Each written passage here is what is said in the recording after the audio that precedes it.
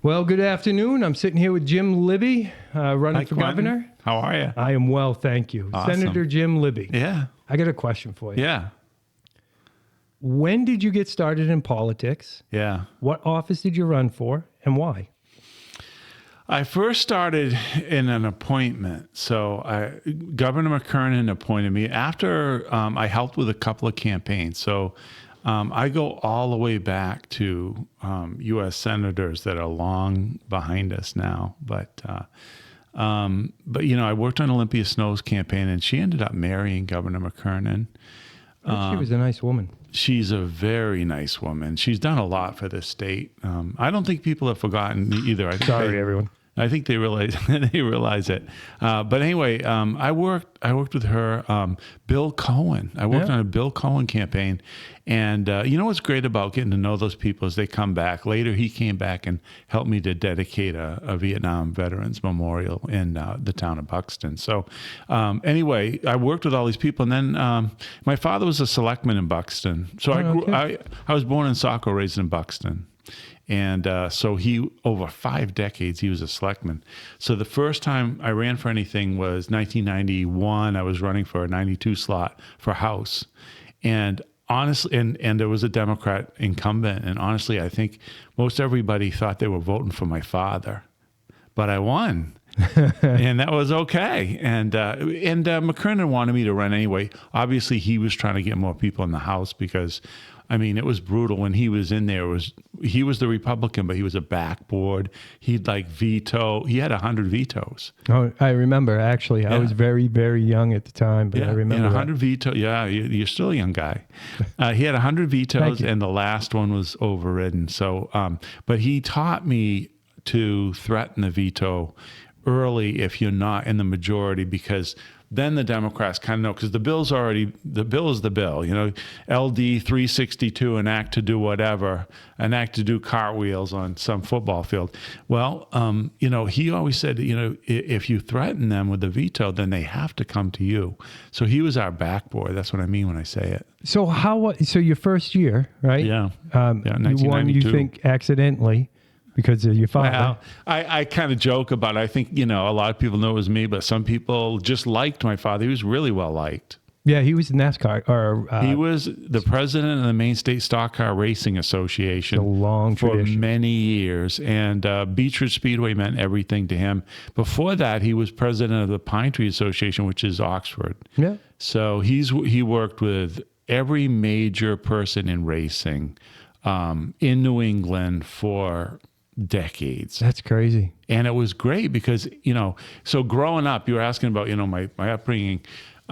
We had a garage in Buxton that you would have loved because we built stock cars every year. I mean, we would build 1 or 2 every single year.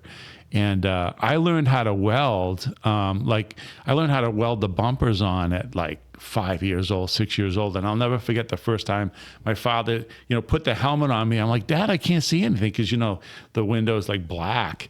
And he goes, just move a little forward. And I was stick welding. And all of a sudden, zzz, and then I realized, you know, just how it worked and, you know, how the bonding would work and so forth. It was great to have that early upbringing, you know. I also, it reminds me of my first job was at GTE Sylvania. We made circuit breakers for automobiles.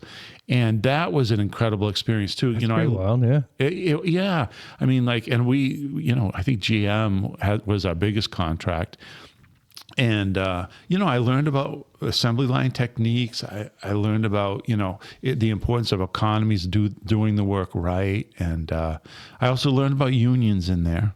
So McKernan had 1990, I think it was, he made me the chair of the Maine Labor Relations Board. It was a tripartite board, so 3 people. You got somebody in labor, somebody in management, and then a neutral chair, which was what I was supposed to be. So, and there were 3 of those, so it was 9 of us total. So I got really at an early age, I got a ton of experience. How old were you at the? This was early 30s. Yeah. In my late 20s, I was working on campaigns. And then in my early 30s, I got in government. And I didn't last long in the labor relations board because I ran for office, you know, and then that was just a great experience. So when people say, do you really think there's cheating in elections? I will say to them, because I was there, hey, I had to live through Ballotgate and, you know, some people don't know about Ballotgate. They don't. No. Well, I know, because I saw one candidate was saying something about this, you know, the 250 ballots. This is the biggest scandal we've ever had. Actually, no, Ballotgate. So in the closet, 2 employees of the Speaker of the House at that time went in the closet, and it was the Secretary of State's place where they used to put the ballots in a recount. So there's a recount going on, and 2 guys went in there, and the way I understand it, so they stuffed the ballot. They stuffed more ballots than the Democrat would have won, but somebody noticed, I don't know who it was, but somebody at Bill Diamond's office. So Bill Diamond actually was a hero, and they used to try to, you know, kind of go after him because he was the Secretary of State at the time. But he was an honest, decent guy. He was an honest man. People don't realize. I was a longtime friend of his, and I did meet with him just before he passed, which was, you know, he didn't look that bad. So I was kind of surprised. Shocking. Yeah. But anyway, you know, so Ballotgate, you know, Ken Allen was the one who actually put the cigarette out on the floor that they tested, and that was the beginning of DNA. And the way I understand, the way I understand the story, and so they caught both of them. They both went to jail, and you know, it's good when people get caught. Like the NBA just had this big scandal the other day. You saw? Is that crazy or what? It's insane, but you know, it's good when people get caught, because other people that might be tending to do something illegal like that think twice about it. I'm blown away that there's X-ray vision. Yeah. I'm like, I didn't know that existed. Yeah. I thought it was in the back of Boy Scout magazine. I didn't think it was a real thing. I didn't think we'd gotten that far. I've used thermals. I've used all kinds of different optics. I've never crossed my mind there was X-ray vision. It's amazing. Like, if you're doing something today and you're a criminal, you're more likely to get caught than ever if we have people working at it. Like, if we've got the FBI, if they're helping, if we've, ICE, think about all the stuff that we're not doing with ICE in Maine, all of the, standoff stuff. It's ridiculous. What's with the hotline now? Have you seen that one? My wife was telling me about it this morning. I caught a little glimpse. There's a phone number you can call, a hotline. Yeah. And I saw people ICE holding alerts. Yeah. So they're trying to tell people when ICE are in the area and so that they can escape. The whole thing's ridiculous. Have we even had really ICE agents in Maine yet? Yeah, there's been some. Yeah. Some? Yeah. Not much. Well, I mean, I hope it increases. Yeah. Lewiston's a mess. It is. We need to do something. I was sitting at a meet and greet the other day, and I have a couple of folks coming here Sunday to talk because it was enough to make my toes curl. I worked as a private investigator in Lewiston, Auburn. You did? I did. I retired from the military 2014. I worked as a PI assistant for 2 years before I got the job that I have currently. And I just don't want to drop company names. Everybody drinks beer. Democrats, Republicans, Jordan, everybody buys sneakers. But while I was there, I couldn't believe, I was shocked at what happens and doesn't get reported. And then these people were discussing what some of them were facility staff in the schools, teachers, special ed teacher. It was a wide spectrum of people, and the things they were telling me were like you wouldn't believe it was true. And I think what? Well, here, state law says that if you're mentally ill and child, you go to high school up until 22. Well, they have a 21-year-old that is a 3-to-1 caretaker ratio because you can't leave the person alone. They did once, and the person, mind you, this is third party, so I may be getting a little skew. He'll shit in his pants and throw it in your face. Yeah. You have to maintain a 3-to-1 with this person. Yeah. Well, why is he in high school? Yeah. He's 21, or she, whomever this is. Yeah. And that was one thing. Then there's gangs, the Somali gangs, the Bantus. They're saying that an average of 6 a week arrests for gun possession, and they just dump them right back on the street. There was some Long Creek, It's well known that there's a party here in Maine that doesn't care for Long Creek. They also have influence over judges. The judges are of that like-mindedness. And so kids aren't getting sent to Long Creek. So Long Creek sits there empty. There is no juvenile detention center that's effective. They did mention one place. I wish I could remember. It was an odd name, Uganda. It was a strange name, but they did well with the kids. But that's so few and far between that get put there and learn a lesson. And so you have these kids running rampant. And I could show you, and actually I'll post this on with this video. I have a video of a car last Sunday that was 5, they were known to the police department, 5 individuals, Somali in nature, and not all Somalis are bad. And the way I understand it, there's 2 groups. There's the Bantu and the one that nobody remembers their name, unfortunately. The ones that nobody remembers their name is because they're not loud, boisterous, and in your face and causing trouble. Everybody remembers Bantu because they're the ones causing all the hate and discontent. So these 5 individuals are Bantu. They drove a nice car, BMW, whatever. I'm not a fancy rich car guy. You go bouncing over the curb. The car is rendered inoperable. They leave it in the parking lot. They sterilize it, take the license plates, and run away. And the officer's like, yeah, I'll go and serve him with papers. They'll go to court. Nothing will happen. Nothing will happen. Nothing will happen. He's already met these kids 5, 6 times. Yeah. And it's the same story. It's rinse, wash, repeat, rinse, wash, repeat. And then I was going through the LexisNexis. I did this with the city committee. I went through, because Lewiston is named by Wallet Hub 9th safest city in the nation, which there's 200 shootings a week. So I go through LexisNexis Crime Map, which is one of the FBI crime tools, reporting tools, right? So I show them where in 2019, after the kid got, and I say kid, after the person got stoned to death in the park, they stopped reporting to LexisNexis.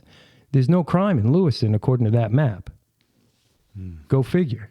Yeah. No wonder you're 9th safest city. And you know, again, all anecdotal, but you can look it up. It's right there. What does that mean? Is anybody doing anything about it? The current administration turns a blind eye to it. Everything's fine. Lewiston gets extra funding because they're taking in immigrants, so they're happy, and they get their pet projects that do the working class no good. I left City Hall the other day. As I'm walking out of City, and I don't mean to hog this conversation. So that's okay. I want to talk about Lewiston. I'm walking out of City Hall, and you know, I'm a cannabis supporter. I don't care. I'm a libertarian. Mm-hmm. Do what you want. Mm-hmm. Be productive, though. So I'm walking out of City Hall. It's noontime. And there's 4 people. One of them's down in a squat position, smoking a Sherlock Holmes-shaped pipe, whoop, whoop, burning a big fat one at noontime. All of them in their pajamas. Yeah. All of them of various degree of unkept. Yeah. And you know they didn't just get out of work or they're not headed to work later that day. Yeah. And this is what we do. Yeah. And this is how we keep people oppressed, I guess, by their own free will. Well, it starts with, but you know, like, yeah, we can definitely talk about the specifics of that. But I've always felt like the whole thing started with when in the last 7 years, the whole thing started with this massive expansion of Maine Care, because every single, I mean, like 9 out of 10 of those people are on Maine Care. We've got over 400,000 people that are on Maine Care, and those people that want to be non-productive don't have to be. And in my Senate district, we've got drug houses that you would not believe. I mean, what Senate district is that? Okay, so I'm Senate District 22. I live in Standish. Goes all the way to the New Hampshire border, up from Naples, Standish to the New Hampshire border. So, and 3 counties are covered. So in Oxford County, and this is public information, so it's not anything I'm, delivering inappropriately, but there are 7 drug houses just in that tiny town, and I've been to them because we went to serve them paper. So the code enforcement officer and the health officer went with me to this one. It's basically a flop house where there's at least three different families in this old house that doesn't even have electricity, right? And there is an owner. But the owner says, they can live there, There's kids in there. And so I went, and probably the saddest thing I ever saw was two of the guys come out, and one was just like couldn't even like walk. He was like zigzagging. He was so stoned. With there was an infant in a carriage, and then there was about a 9-year-old with him. So if you think about like what we've created it from the government side of it, and I blame government for a lot of our social ills, and that's something we can talk about that. You know, like from everything from the federal level to the expansion of money supply to what we're talking about here, where, you know, too many people are able to live on main care and you know, food pantries and other things that they and get. Needle giveaways. Well, needle giveaways Safe places to go. Yeah, that's really ruined Portland. It's ruined Lewiston, Portland, Sanford. The list goes. There's one trail now in Portland they've marked off as a hazardous area, and you're not supposed to walk there anymore because it's just so filled with litter and trash. And you know, it's funny because the news is they're fighting over whether there's 3 people with hepatitis or 16. There's a big fight, you know, between, you know, the local news channel and the main wire. They're fighting over that. Well, I don't care. Obviously, there's people with hepatitis. Yeah. And why do they have it? Come on, you know. So we're not taking the steps that you and I would take if we were there. If we were able. You remember the bill that got introduced for the needle exchange, right? Okay, so it got shot down in the House. I didn't follow it through the Senate, but it got shot down in the House because they said follow the science. It's saving people from HIV and hepatitis. Yeah, HIV is higher now than it was before the needle, this 500 or 100 needle giveaway happened. Right. So here's where we might have a disagreement, but it'll be a friendly one. So like with medical marijuana and recreational, the discussion was, and the debate was, well, the one good thing about this that we know is that there won't be any illegal. And there is. The black market is huge. Oh, for sure. And it's the same thing. Like, again, we talk about the NBA, you know, we have gambling now for games, right? And so you shouldn't be surprised that people got busted for gambling. No, right? I'm not surprised. I'm just shocked at the X-ray. And it was gang related. Yep. You know, like so. Mafia. Yeah. Yeah, so you have to, you know, like I think where people go wrong in the current majority party, the Democrats, where they go wrong is when you have a bill go through. Originally when we came up with the fiscal note. The original bill for that was we're going to do an impact analysis, not just like an impact to the state, to the budget, right? That's what the fiscal note is. Right. How much are we going to lose from the budget or gain? But the impact on the community. The impact on Maine, the impact on the community. And then I think the lawyer, we got a great team of lawyers downstairs that write these bills, and the revisor's office, and I admire them, but they weren't, they're not able to do that. Like we would have had to, but we should examine the impact way more than we do. The one thing that's different from the time you've been there in your young life to I'm 64 years old and I've been there, right? One of the things that's really different is the bills. You know, like when we put those bills together, it used to be that if there was a divided report, Quentin, those would very infrequently make it. No kidding. Look at now. Oh, yeah. If there's a divided report that the Democrats are behind, they all go through. Oh, yeah. All of them. Oh, yeah. That was always a big deal. Like, I've seen bills ought not to pass out of committee pass on the House floor. That did not happen very often in the 90s. But it happens now. But the divided reports, that's where you need to do the impact analysis, right? Those divided reports are divided for a reason. They took testimony in whatever committee it was, and there were people opposed to it. And so that, as a result, some legislators were opposed to it. But it's so partisan now. It's like, it's always, 8 to 5. Maybe it's 7 to 6, but very few Democrats come over to work with us. And that's why I love McKernan, because he would force them to. Was there an impact study on the results of giving away hundreds of needles at a whack without any exchange? There might be a private study that, and the legislature probably read it, but it's nothing that we generate ourselves or, and I think that the legislature needs to do that because some things don't have studies. A lot of things I don't think it needs to be studied. I think we can just safely say that's true too. And then just to not let this one go, believe me, I know there's illegal cannabis in Maine. Yeah. And I want to throw this out there. There was, when was it? It was last year, I think it was. There was a pile of marijuana that made it to Maine from California that came out of the metric system. Yeah. And there was a whistleblower on it. And we don't talk about that in the shortfalls of this track and trace program that we currently use. Yeah. But, that's a whole nother subject. Well, I think where again, this might be something we agree on with marijuana. I'm not sure, but I'm not a fan of the amount of licensure that they give out and the way that they give it out. I mean, some people that had licenses on not just medical, but recreational had criminal backgrounds, and we can't do that. We can't do that.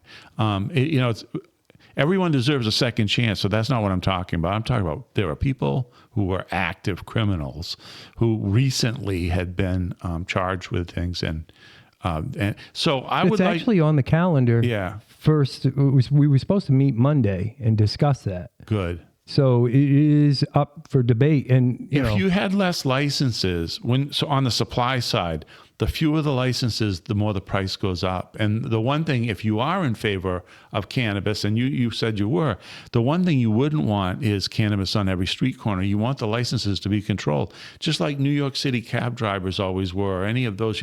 If you control the number of people that are putting the product out there in the market in Maine, and there's far less, that's going to create a scarcity. If there's a little bit of a scarcity, the price goes up. It's just, that's economics. And so the fact that Says the economics professor. Well, yeah. I know, but the fact that, and I am an economics professor, so I didn't finish with my whole introduction, but we got, hot and heavy into some of these things. But yeah, but that's a fact. That's just the way, the demand curve works.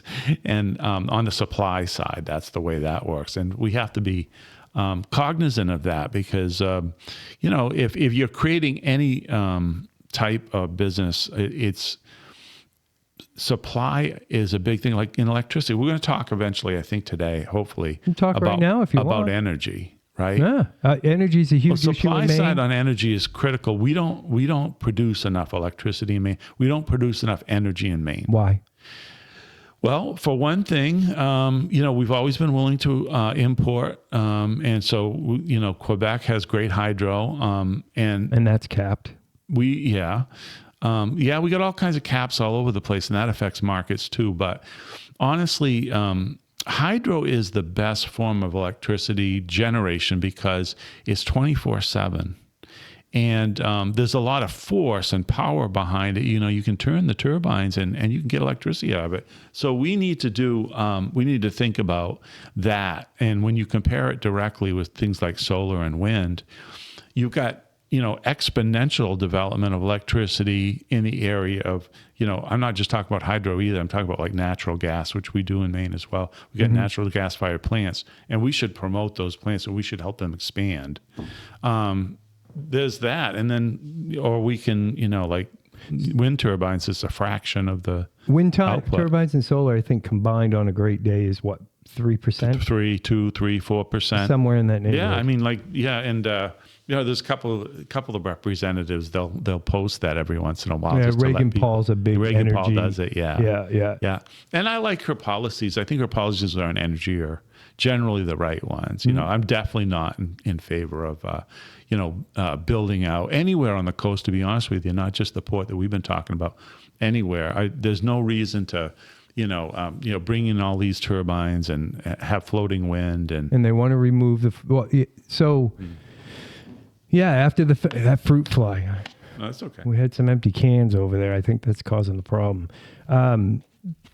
So after the federal government's money dried up, the Mills administration auctioned off 440,000, and I can look it up too. It was 440,000 acres offshore property to be used for solar and wind. I believe it was Avangrid and Next. Avangrid, yeah. And another one, Next something. Nextera. Yeah. Something that over there. Purchased it, and they're dragging offshore wind now. Am I correct in that? I think. So if I go... Yeah, so I mean, that's the problem is that we have advantaged I think the first problem, obviously, is that we've advantaged solar. So you take the 5 megawatt solar farms, we got ourselves a problem because, and I think everybody knows it at this point. You got a private contract, you're giving them more than double the wholesale rate, and then you tell CMP to buy electricity from them. It's insane. We're taking losses all over the place, and it's usually in the name of, well, we have to strengthen the grid. Well, the grid is infrastructure. If we're going to strengthen the grid, we need to do a public-private partnership. We need to think about bonding. We need to do it the right way, as opposed to just like sticking it to the ratepayer like we do. We stick it to the ratepayer. Well, I heard somebody bring up a good point, VOM there. I don't remember. Voice of Maine? Yeah, I don't remember. Show. Yeah, for sure. I listened to that, Ray Richardson, quite a bit. They were remove the solar wind subsidies. Yep. And apply that to increase the grid.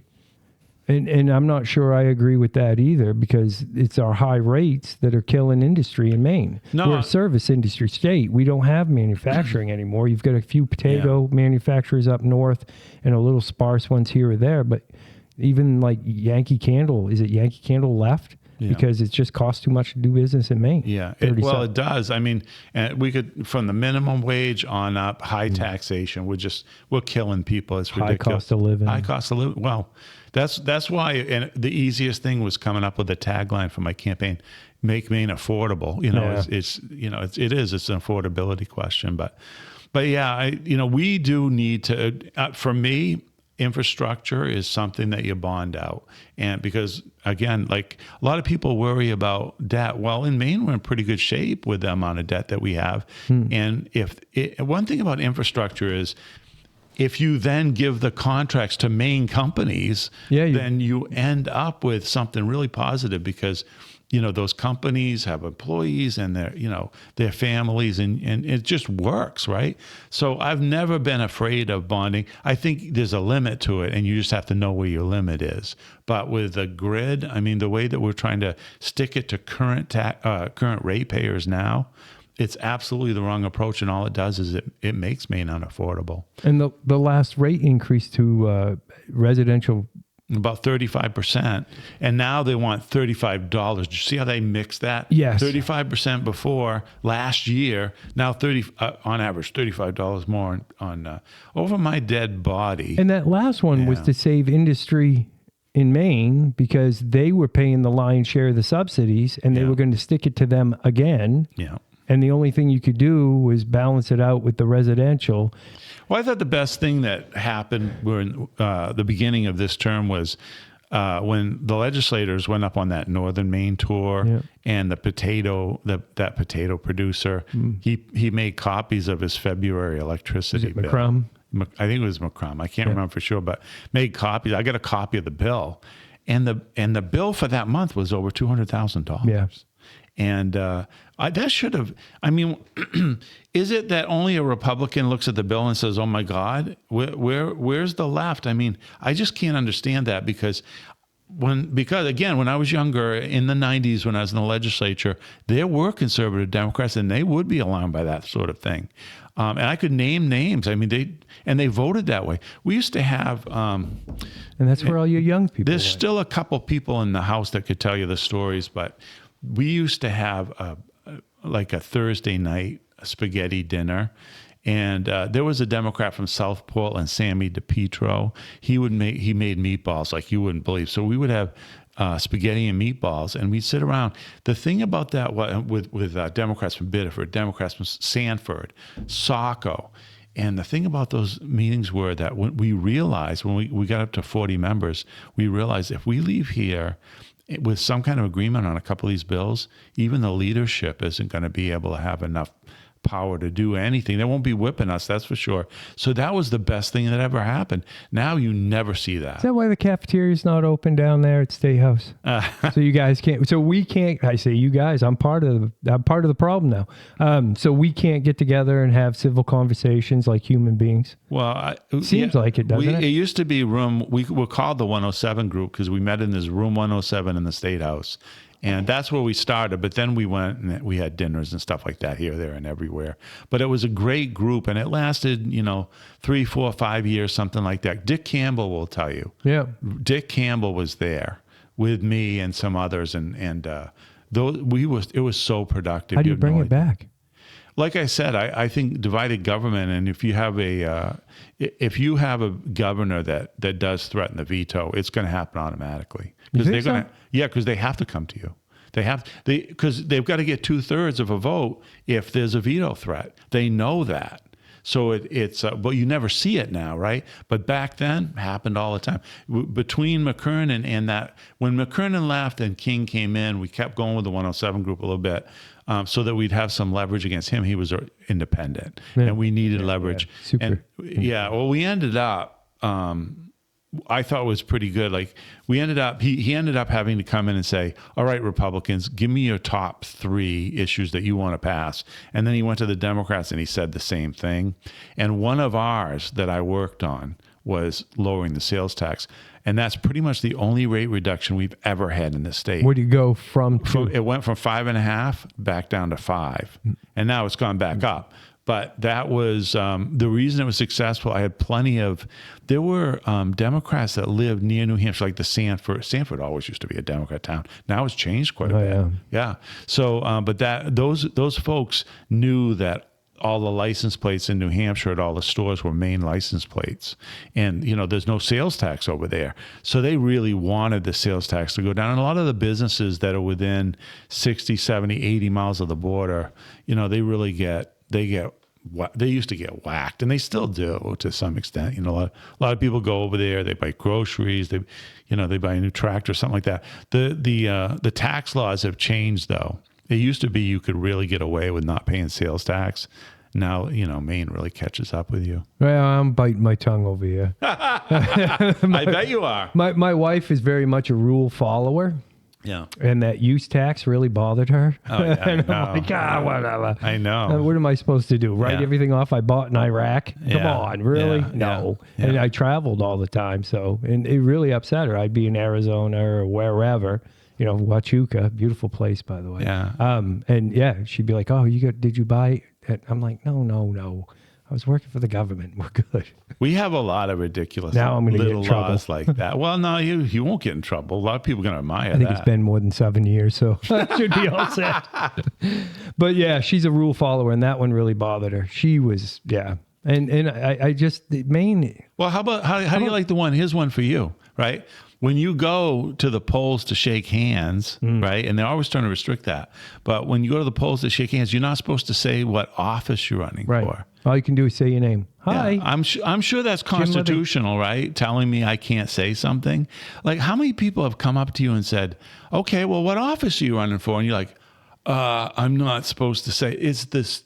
These are the stupidest, these are the dumbest things that we do. And they're in law. Yeah. And that's because, unfortunately, Democrat leadership have got us to this point where we do stuff like that. The other one that drives me nuts is, there's a super PAC helping me, but I don't really know that they're helping. Wink, wink, nod, nod. Everybody knows. Oh, yeah, for sure. It's so ridiculous. Money in politics. That bill, there was a bill to allow candidates they could mention the office they were running for. So only if asked. I think that was my bill. I had. Okay. And that's what. And the Secretary of State, the League of Women Voters, they're all against it. They were all bad. And the amount of against letters say no, I'm like, it doesn't help one candidate over another. It just helps the public understand who you are and what you're running for. Have you ever noticed in the State House that the Democrats bring the same 25 people to like every major? Yes. I call them the mannequins. Yes. Because they're like sitting there like a bunch of mannequins, and they always show up. And some of them I see some of them on commercials on TV.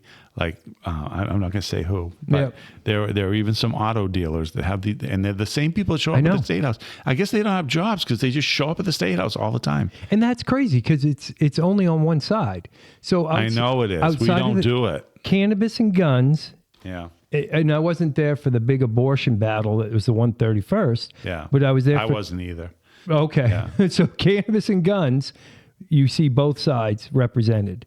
Any other issue, it's one side. They have the free time. They're willing to be there. Yeah. Or I was they in have office. I went this way. Yeah, I don't blame you. Jesus, what they pull is just a joke. Yeah, viability and after, or how is it worded? Viability and beyond. Yeah. And I'm a pro-choice person. Yeah. But that, at birth or up to birth and beyond, Yeah. just seems a little ridiculous. No, it doesn't seem a little. It is ridiculous. It's just wrong. It's flagrant. It's wrong. Yeah. And that goes back to my libertarian. It's your choice, but at a certain point, it's not yours. You're killing somebody. Yeah. It's inevitable. Yeah. It's a discussion worth having. It shouldn't be jammed down people's throats. And at this point, it shouldn't. In Maine, it's really not even an issue on the Republican side. Yes, it is, but it's not foremost right now because the state is choking to death on lack of jobs, overspending, immigration, young people leaving. There's just so many other huge hurdles to battle. The social issues have kind of fallen behind. Yeah. Nobody cares anymore if you're gay. Yeah. Nobody cares. They care. Why do we talk about it so much, though? Nobody cares. Keep it, I don't even want to know what people are doing with their personal lives. Good for them. Congratulations. It's a talking point to get other people elected, like the whole woman's health. Yeah. Reproductive health. Who funds it? I'm not going to put in a bill to change it right now. Yeah. Right now, I'm working on, energy, needles, drugs, crime. Yeah. And I think yourself, I don't want to speak for you, but I think everyone I talk to, that's usually, they'd like to see it dialed back from the viability point. But other than that, the issues are trying to keep living people alive, people who are actually walking, not the ones that are still in the womb. It's hard to even talk about. It is. I usually tell people, I tell people that I recommend, and I get into like a little bit of a debate. I have with 4 one kids, of the, by the way. I didn't. Yeah, that's how. With one of the members, I got into a little bit of a debate in the gubernatorial debate recently, and because what I'm willing to do is, if the legislature brought me a bill that banned abortion, what I'm willing to do is, I'm not willing to sign that. I'm willing to let it pass into law, because if it did, that means the majority of Mainers and, like both houses of the legislature have said, this is something we want to do. But I don't think, I think only liberals, or at least in my career, liberals are the ones that use government and force mandates down the throats of Maine people. Yeah. And I don't like it. And so I'm not willing to do it with the abortion issue. So you and I end up with almost the same kind of position, like. Thank you. You said it much better than me. I kind of got tangled around my tongue there. It's hard to talk about, we end up with the same kind of position. But, I don't think we'll ever come to that point. But should we ban late-term abortion and partial birth abortion? Yeah. There are lines that you just can't cross. Those are awful things. Yep. And so we need to do something about them. Yeah. But, that's a tough issue for any candidate. And now that it's been pushed down to the states, which is where it belongs, again, the left complained about Roe versus Wade, got rid of it. Well, guess what? Take it back. The more you push power down to the local level, the stronger the country. It's just a fact. And I believe that, the framers, the founders, that's what they wanted in the first place. They wanted to be a republic, a constitutional republic, not a democracy. A democracy when, it's like one person, one vote everywhere. No, we have the best system in America, the Electoral College. And what it does is it creates an even playing field for the rural states. And, states like Maine would get crushed if we had to go to that. So, it's so bad that people have backed off on that issue recently. And I'm glad they have. That was another issue that came up just this last session. Right. Yeah. And it was unanimous or equal. It was bipartisan. That it got put to bed. Yeah. So what do you think of this yes on one? How are we going to do? We're going to do great. I saw that poll recently. It's pretty much dead heat right now, according to the polling. It's still early. Like 1 point or something. There were quite a few undecided at the bottom of that poll. I think there's there's plenty of room to operate there. I personally think that most people feel comfortable presenting an ID. And I know that in the 30 some odd other states that do it, there isn't any trouble with ballot access amongst shut-ins or the elderly or anything like that. These states, they bend over backwards to make sure those people vote. And that's the way it should be, right? But if instead you're using, which is what the left often does, they'll use a few small examples and they'll try to cloud the whole debate and conversation. Well, that whole question coming up. So I think we can win. A question. When I say we, I mean Maine. Yes, it's good for agreed. Maine. Agreed. Yeah. When that came up, of course, you start doing a little bit of homework to understand why they're so set against it. I didn't realize that December 1st, 2025, if you request an absentee ballot, you can request an absentee ballot for perpetuity for the rest of your life, and one will just be mailed to you, regardless. Well, we're going to get rid of that, my friend. Well, that's insane. Well, and the other thing that, what I think is it goes under the radar, nobody talks about, but I do. Motor voter. When you go to again? Motor voter. So if you go to the DMV, if you're going to get your driver's license, automatically you're now put on the voting roll. Yes. That's going to end. You call that motor voter. Okay. Motor voter. Yeah. I don't believe in it. And I tell you why, because it's been manipulated. That's how, when... You also get registered at any state subsidy office. Yeah. So if you go to any kind of DHS or any other kind of general assistance, general assistance. So it was under the guise of we want more people voting, and voting is yes, it is. We're so lucky in America that we can afford. Some people can afford not to vote. They shouldn't. They should vote, right? But when Shanna Bellows was asked, and everyone's seen this video, when she was asked, "Are there any illegal voters on the voting roll?" and she was kind of like, "Well, yeah, this sounds just good." a few. Well, guess how they got through?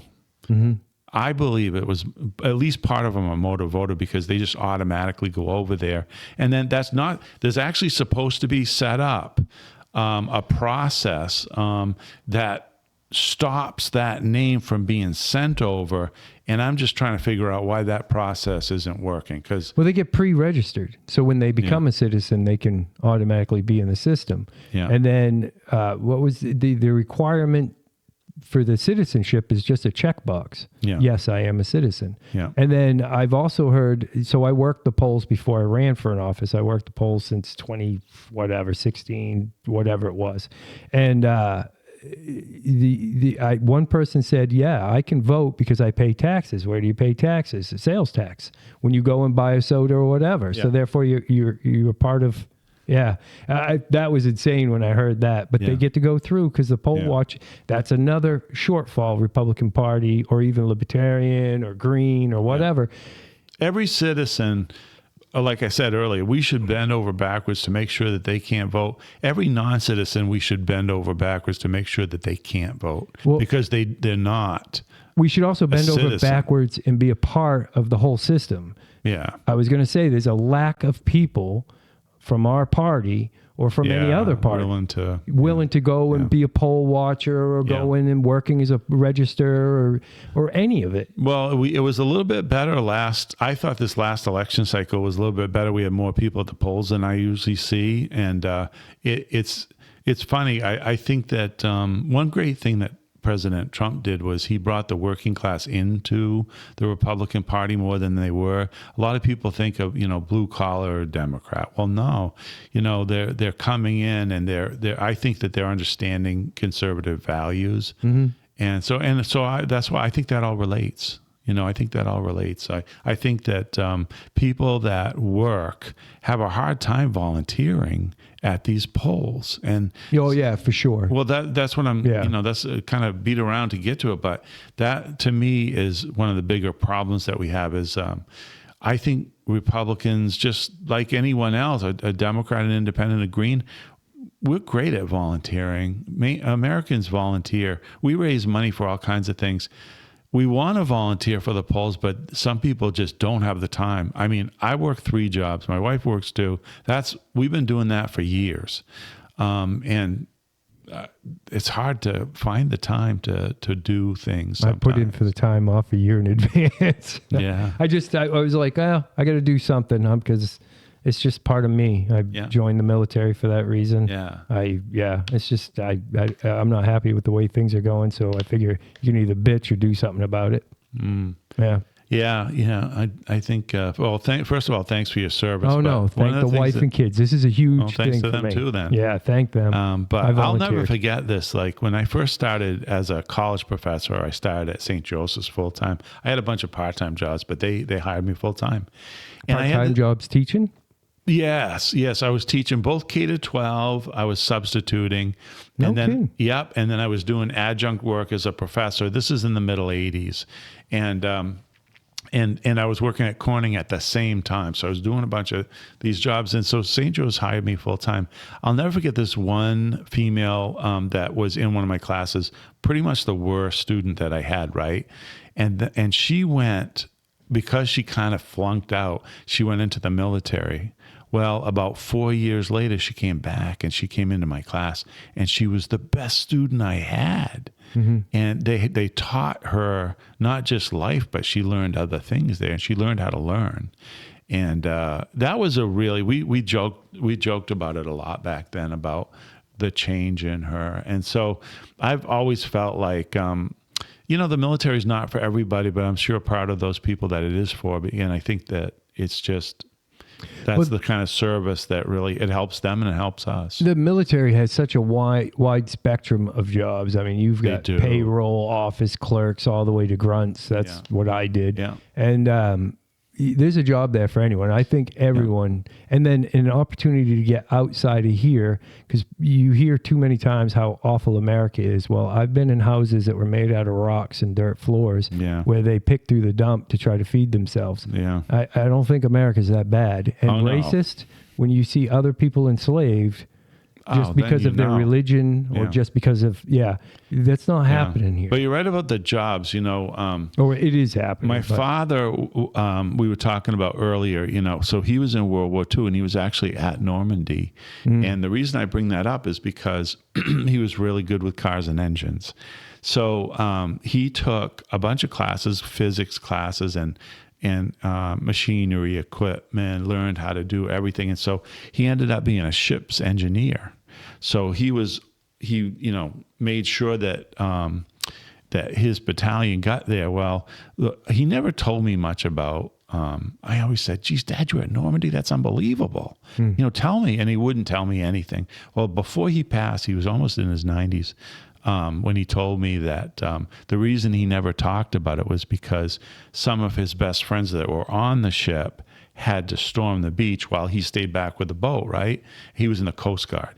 He stayed back with the boat. Well, when they all jumped out and they had all that equipment on their back and all that stuff, and there were hundreds of thousands of people in the water, a lot of them drowned right there and there. And he watched them drown.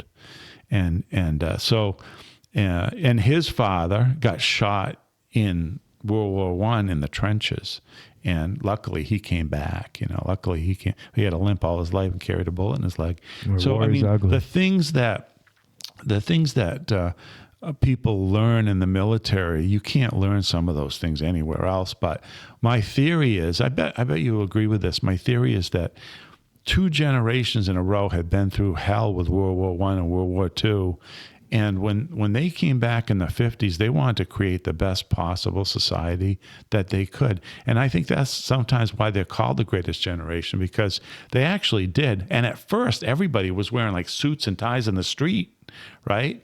But there was this mutual respect and admiration of your neighbor, no matter what their political ideology, for a long, long time. And I grew up in the 60s, and it started to change a little bit. There were some radical hippie type people, and God bless them, they're good people.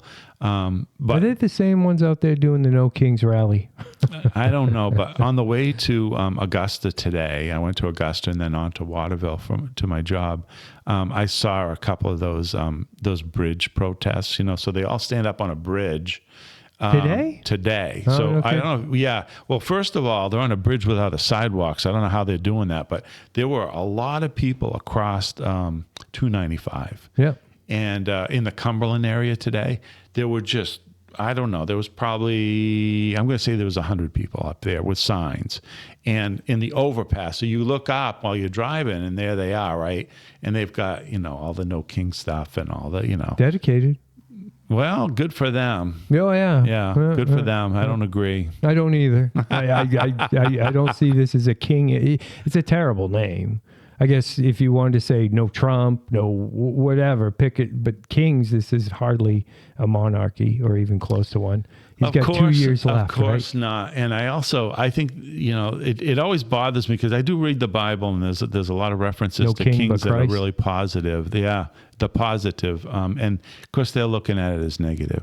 And it's we don't have a king of the United States, so I don't know why people think that. It's caught ridiculous. on with some people. Yeah, and I think they must have forgot that we have separation of powers, and right now we in the United States have that trifecta where we've got a Republican president, you got a Republican Congress, both the Senate and the House, but that doesn't happen all the time. You have to deal with all of the previous appointments of judges, and a lot of them are from the left or whatever, and so there's always some way to kind of offset one party taking over and going crazy. But in Maine, no. In Maine, we've had Democrat leadership for so long that now they're going to these bills and they're saying, pornography is okay and this is okay. And that's the child porn AI thing blew my mind. Yeah. Well, that's where I always thought that so you came in the 132nd? Correct. Yeah. So I haven't even finished my first session. I think you'd have worked with me in the 131st because, I had the book bill,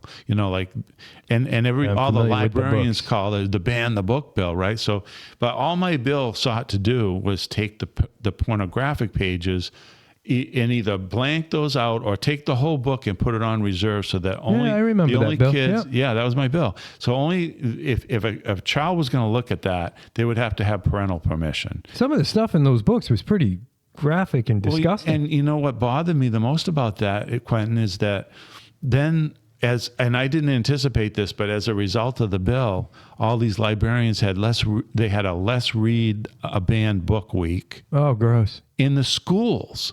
Let's read a banned book. Can you imagine reading that to a kid? No, it's disgusting. It's so gross, I don't even want to say it here. It's disgusting. Look them up. It's like every act that you want to learn about was in them. With siblings, there was incest in one of them. Yep, and that stuff has no place in school. I don't understand. No. In my opinion, Democrats are in charge. The social issues don't really have a place in the school. Yeah. ABCs. Currently, we have a high graduation rate, but our reading, writing, arithmetic levels are below. What are we, 32%? Yeah. That can read at a fourth grade level? Yeah. That's pretty sad. High school graduates. Yeah. That's really terrible. Yeah. It's unbelievable. And proficiency. Well, we're in the bottom 5 states no matter what metric. We're at the top of the worst and the bottom of the best. Yeah. No. Yeah, that's a disadvantage of being on the Education and Cultural Affairs Committee, because when the Republicans on the committee come up with ideas, they're quickly just trounced. What do you think of this whole, as an educator, and you have a background in it, so we're going from the Mills administration requested the Department of Education to drop the proficiency learning model and go to the evidence-based learning model. And I'm not sure that's, at first I was like, yeah, it's about time, of course, just knee-jerk reaction. Yeah. But in hindsight, I'm kind of like, does it really help anything? We don't have good measurement, Quentin. So the first thing I would say is, I said that too, like the first time I heard that we were, going to double back and really teach kids math and English and science and, STEM and everything else that they need to know. I thought, well, okay, 20 million that the governor wants to put into that. All right, but how are we going to measure the results? And the problem is that they've messed up the state, what used to be the MEA test. Yep. That was under LePage? No, this is all since LePage. So what happened was during COVID, they stopped giving the exam, and the federal government and the Biden administration sent us a letter and said, you're going to be fined for this. And so we were on the Republicans. Oh yeah, this is about 3 years ago. The Republicans on the committee were like, well, it's about time. Even the Democrats in Washington are saying that, what we're doing in Maine is bad. And it was. We're not assessing. So then when they came back with a test, they took what's called the NUIA test. Yeah. So that NUIA test, they took that test, which is a national test, and then the State Department of Education added their own questions to it. They did a so-so job on that, but the measurement problem is pretty technical, but the problem is this. When they had the exams in the schools this fall, they told schools that if you have, and this is regular ed kids, if you have a student who has been working in the classroom with additional aids and supplements, they can have them for the test. And then if you look at the list of the aids, multiplication tables they can use during the test, addition tables, fraction tiles. Making it nearly impossible to get an answer wrong. Well, you'd think that, but what they're really trying to do is the scores are so bad that the Mills administration is trying to push the scores back up by basically cheating on their own test. Yeah, you get an election. That's what it is. You get an election coming up. Everybody sees it. Oh, and I can tell you this from because I talked to a lot of teachers. Well, the first thing is some of the schools decided we're not going to do that, and they just the student can bring a pencil to the test, or if it's online, they can use they can click through a bubble exam, and those are your results. But some schools read that literally, and it was a change. But this has been going on for the last 2 years. They keep changing it. And so what happens is if you keep changing exams and the way they're taken, they're not scientifically measurable over time. So we're not going to be able to, the $20 million that we're putting into this new program, we're not going to be able to adequately measure how these kids are doing, because for one thing, they probably will come up with better test scores this year because they're using multiplication tables while they're taking the exam. That's literally what they're doing. Ask any teachers group, and like I said, some of the districts decided we're not going to do that because this is our job, but a lot of the districts are just doing it anyway. I have to ask my wife. She's a math teacher. Yeah, so the way it reads, I can actually send the language to you. It's in the directions for the NUIA, the new what's called the Through the Years exam. It's in the directions, and so and this is the first year that they're doing. This is the first year the directions changed this radically. I gotcha. Okay. The directions have changed so radically that now so what they say is you got to get two teachers together and they need to agree that this student should have an aid, supplements. And like I said, those supplements include multiplication tables and tiles and all this other stuff. An abacus can be used. That's true. That's Do kids know how to use an abacus? I don't know. Jesus, I don't know. I'd give them extra credit for that. I'm not sure I could use one anymore. We probably should boost the score right there. But that's on there. So it's embarrassing. I'm embarrassed for the state of Maine. This is my third term total on the education committee because I'm an educator. I'm glad that I'm on it, but watching this stuff, it's like a circus. So I met with our superintendent here, current one. And me too, by the way. I met with your superintendent in Super Auburn. Nice woman, yeah. She is a nice woman. Yeah, super nice woman. And she gets it. Yep. Yeah, okay. It's just I'm a Neanderthal. I just see a problem. I'm a hammer, and every problem's a nail. It just needs to be hammered down, right? Yeah. So, thank God for my wife. She has grace. She has, why she puts up with this Neanderthal, I don't know. But I see a problem, and I just want to fix it. And I do too. I don't understand it. Yeah. It's broken. And to me, it all seems like it stems back to too much attention, too much time, too much labor spent on social issues. And it started, to me, and I could be way wrong. Mind you, I was probably you're in right. a different country. No. But the No Child Left Behind under Clinton. Was it Clinton? Yeah, it was. It was Hillary. No Child Left Behind. It started that started with George W. Bush, but the Clintons were involved. Was it Barbara or George? George W. Yeah, so he Barbara's was the son. No Child Left Behind? Yes. Okay. Yep. So it started there, yep. And then it just progressed, and then you had, we're going to rewrite history. Well, history is history. You can't rewrite it. You can only tell it as it is because it already happened. You can't change Yep. it.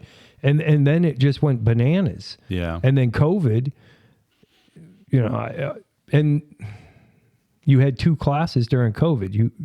Two types of people. You had those that were working. I was working 80 hours a week. I was running three. So I worked for a chain of liquor stores. I was running three of those stores, 2 full-time, 1 part-time. I was doing all the ordering, all the receiving, all the records, everything, employees. And we went from, 85 employees to 15 and stayed open. It was amazing, right?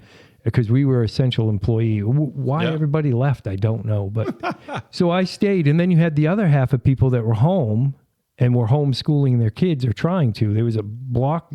And so it just went melee. After that, it went. When No Child Left Behind, it was replaced in 2017 with Every Student Succeeds. I think it was what the act was called. That was Obama, and so ever since then, we've really had, I think, in Maine anyway, more concern about making sure tummies were full and making sure that that kids understood how to accept those people around them and I think I'm all for diversity and inclusion. It's the equity part that's undefined in Maine that we really need to do something about. This whole idea that some people think, equity to me is equality of opportunity. Equity to somebody on the left is completely different. Yeah, agreed. Yeah. And that's something that, I think if we communicate it well, people of Maine will join us and say, you're right. Because a lot of people that are not really political and are unenrolled, for example, there's a lot of voters unenrolled. They kind of feel like we do. They don't want some kind of a Robin Hood society where we're trying to finance everything with a few rich people. Guess what happens? Nothing like socialism to cause an implosion, right? And that's really what we're fighting. And that was very well said, by the way. That whole Robin Hood mentality. Well, I don't think people ever do the math. If a fraction of your income is taxed and a fraction of my income and a fraction of somebody else's, you're not going to be able to fund social issues and fund society at these idealistic levels that people on the far left want to. So, socialists like Bernie Sanders that are running around really fanning the flames this year. I can't believe Bernie Sanders is back, but anyway, he's back. I know. Oh, how did that happen? Yeah. But anyway, he's back. And I don't usually name names, but, we've got a candidate here named Graham Platt. Oh, yeah. His signs are everywhere. Oh, yeah. His poll. Did you see that poll? Oh, yeah. 58-24 against Mills. And I really want people to understand, everybody wants free stuff, and it's human nature, right? But once you do the math, if people could just understand that budgets will be imploding. That's what happened in Venezuela. That's what happens everywhere where people try that. There's not enough money, like Greece. How about when Greece basically folded upon itself? Why did that happen? Because more than 50% of the people that lived in Greece were working for the government. So that's the tipping point. That's where the math stops. We can't be everything to everyone. And in fact, if you want to be everything to everyone, teach them how to make their way on their own and to make money and value added. Teach them how. And I that's the way I was raised. How about you? Yeah, oh, for sure. Yeah. No, well, I take that back. So my parents didn't work. They didn't go to work. They lived off the system. Yeah. And but mine didn't. I had to figure it out for myself. Yeah. And at a certain point I said, well, I can live this lifestyle or I can go work hard. Yeah. And I built this. I didn't hire anybody. Yeah. My father built our house himself. Yeah. My father built our house himself. I fought through all the codes. I fought through all the bureaucrucy. Why do we have that? That's another issue. Yeah. Why do we have that? It's over the top. And cities. But we have, the reason I'm here is because I'm running for governor, right? And, there's some really good people that are they're Well, you know competing. what, And though, I like Jim, I them. will say this. I want to cut you off, and I Yeah. apologize. No, it's good. It's good. I like talking to people. I like Yeah. hearing different perspectives. Oh, so it's I would good. hope that even if you weren't running for governor, that possibly in a different timeline, I would come maybe in you here. and I would be Oh, we shooting the would. shit anyway. And cracking a beer here pretty soon. But whatever it is. But what I want to point out is that there's two. Like I'm the opposite of one guy who I think is a really good candidate. So there's this one person that's a really good candidate, and the first thing he says, even on his commercials, is, I was on food stamps and I was this and I was that. And you can tell that he's proud of the fact that he was able to fight his way out of that. And he's now, and became a very successful business person and a family man. And he should be proud. I'm just as proud that over my entire life, I have never, ever collected an unemployment And you check. should be. And you should be happy Thank and you. proud. I work my tail It's off. become a victim society. Yeah, I so you would- have to show how you. Yeah, this is my way. I mean, like I'm going to work no matter what. Like, so if my employer closed tomorrow, and sometimes colleges close, I would go to work the next day. I would find a way to put food on the table for my family. So that's why I have never collected any unemployment in my entire career. And I'm so proud of that. And I try to teach that ethic to my kids. I got 2 kids. I also, and they also have faith. And they're really successful. We just took, my son is a senior at Bon Eagle. That is the best thing. Having successful kids or kids. I know. It's just. My wife, I credit my wife like you do too, right? We married up, and that's Yeah. good, right? That's I good. definitely married up. It took me 4 tries. The last one gets it.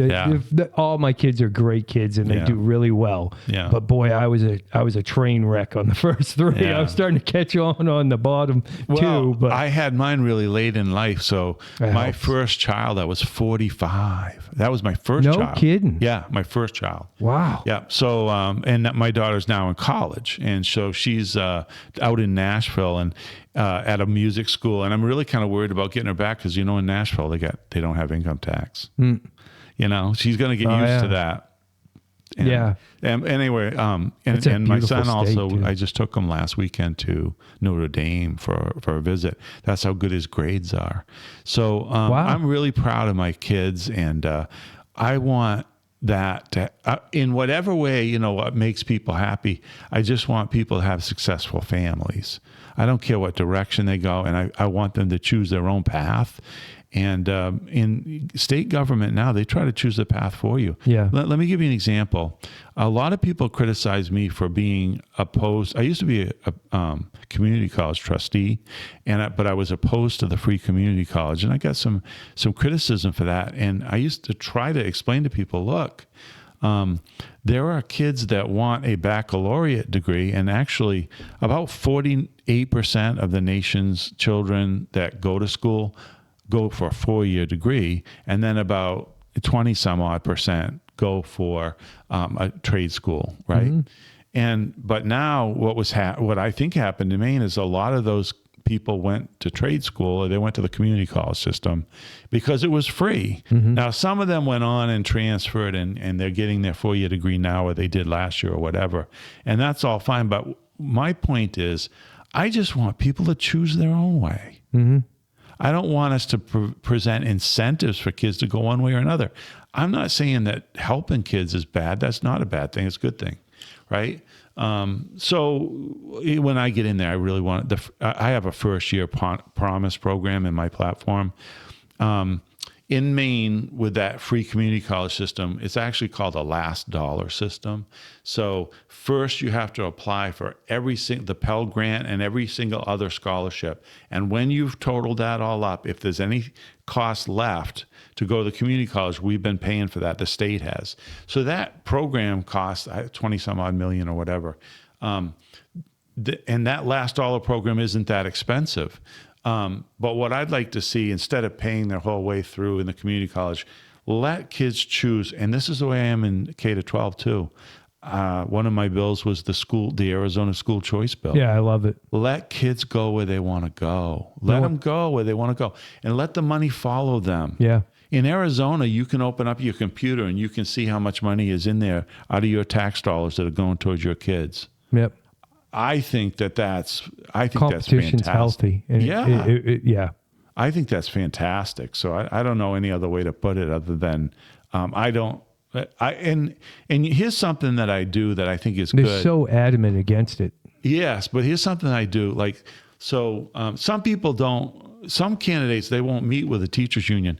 I meet with them and I say to them, I'm for school choice and I'm not going to support, I know you want the right to strike. These are kids. I'm not going to support that. So you have to, I think you still meet people with them and you actually try to find common ground. And when you're not going to be able to reach that, you just tell them, look, this is my position, and this is one of those that I'm not moving off of it because I believe in it, So be honest, be upfront, be forward. Yeah, I'm a huge fan of that. Yeah. So anyway, is it important? No, These silly phones. I'm trying to shut it off. We don't need to be interrupted. I muted mine. I forgot to do it at the beginning. Phones, technology. Yeah. That must have been the bat phone call. Did you ledge council today? Did you lose any bills? I lost all 3 of my bills. So same here. Well, here's the way I like to put it, right? So the criteria is it an emergency? Mm-hmm. So apparently the Democrats had 78 emergencies and we had 12. Yeah. That's not true. But the bills that I put in, so you'll recognize some of them because people have been talking about them online. I put in that AI pornography bill. That was you. Yeah. Well, me and a Democrat. They didn't pass either one of us. We had the same bill. No kidding. Yeah, we had the same bill. Why? And why would they shoot it down? Was there? They don't have to. They don't have a good reason. But now because they got attacked in the last 24 hours. They're backpedaling and they're saying, "Oh well, we're going to have a bill with like a concept draft, and don't worry, we'll take care of it." Oh yeah, right. That's the way the Democrats work. They say that and then they don't do it, even though it's supposed to be an emergency. Yes, there are concept drafts. I can't figure that out either. No, it's crazy. Okay. So the other bill I had in, I want people to know this. I had a bill in that would create a 10-year moratorium on tearing down dams. Yep. And we need time for the groups to get together.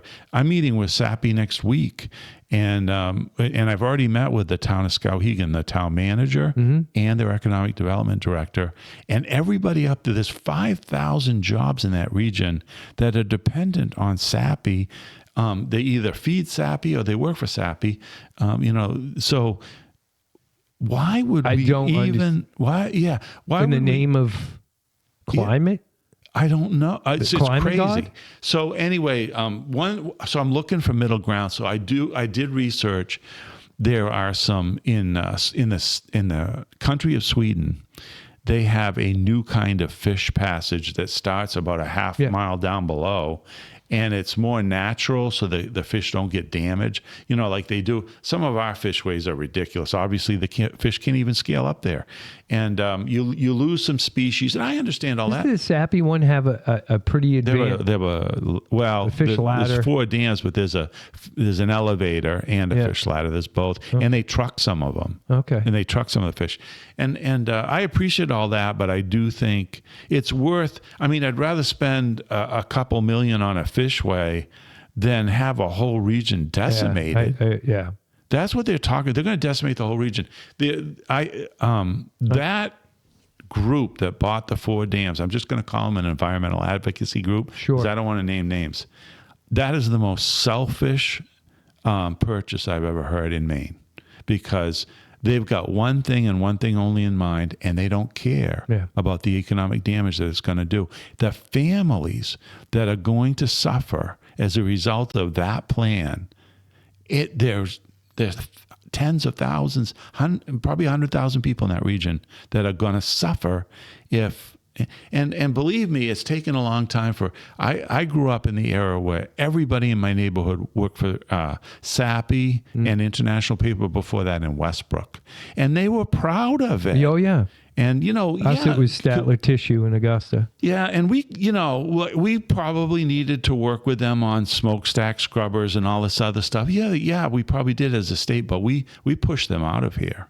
We pushed them out. So where are the high-paying jobs now? I want to keep going on the dams. It's just me making observations. They'll be gone. They are gone. Where, You know, what's in left? Westbrook, all you got left is there are people that do research and in the paper coating industry and all of that. But I talked to somebody just the other day that still works at Westbrook, but they got that whole plant sitting there kind of rotting away. At some point, we'll have to do something about that plant.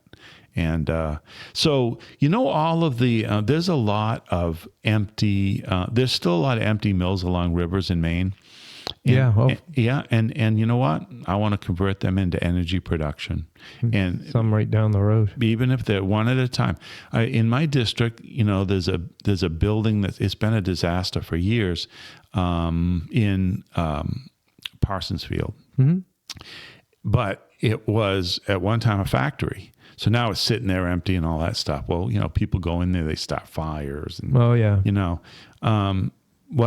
those need to be put into productive use. So we need to provide the kind of seed capital. So the state of Maine should be about seeding good growth. It shouldn't be about building 100% of the homes or something, which is, our housing policy currently is ridiculous because in essence, we're in some areas of the state, we're paying for the entire cost of the housing, and then we're putting people in the housing, and then we're paying for them to be in the housing. I know. And then we're giving them food as well. I mean, and for a while there, we were funding illegals that way. I mean, come on. And so we cannot do that in the state of Maine, and we shouldn't. But seeding money so that people that work the hard-working housing construction sector, the private citizens that are out there working their tails off, make it easier for them to, take a contract. And we do need on the supply side, we need to construct houses. Let's do it. That will drive prices down, but let's do it from the private sector. And I mean, like we still haven't talked about healthcare insurance, but certainly same thing. I mean, the private sector is a big part of the answer. Can I tell you a story about that? This is kind of funny. I remember. So I currently, because military retired, I get my health insurance through that, and when. The last time I bought health insurance was way back when in 1990, whatever, right? So I'm sitting in the office, corporate office. The conversation about health insurance comes up, and I'm hearing these terms like $7,500 deductible, huh? And insurance, all these things that everybody knows well. I didn't. And I go, what in the hell are you guys talking about? Because I'm like, this doesn't even sound like insurance. And at that point, you got fined if you didn't buy into this scam. And I still see it to this day. A friend of mine had triple bypass surgery. Well, he had the triple bypass surgery late in the year. They didn't bill him till the next year. So his money he had paid in for the previous year didn't count towards the insurance. He had to cough up another whatever it was for the Yeah, that's not the answer. I mean, the answer is honestly, so the first thing I want to do is just describe what the problem is. The biggest problem is that we have 405,000 people on Maine different Care. Insurance, yep. And because that's a publicly paid insurance, right? The hospitals and other healthcare providers that are out all over Maine, some of them don't even take Maine Care clients. Some of them don't because they get they're reimbursed at a 70% rate. It was a little bit higher during COVID, but they get reimbursed below cost. So what that means is that all of the price increases and the only price increases that hospitals, for example, can achieve would have to go to the private sector. So it's this vicious cycle of the bigger the Maine Care pot gets, the more burden there is on everybody else that has private insurance.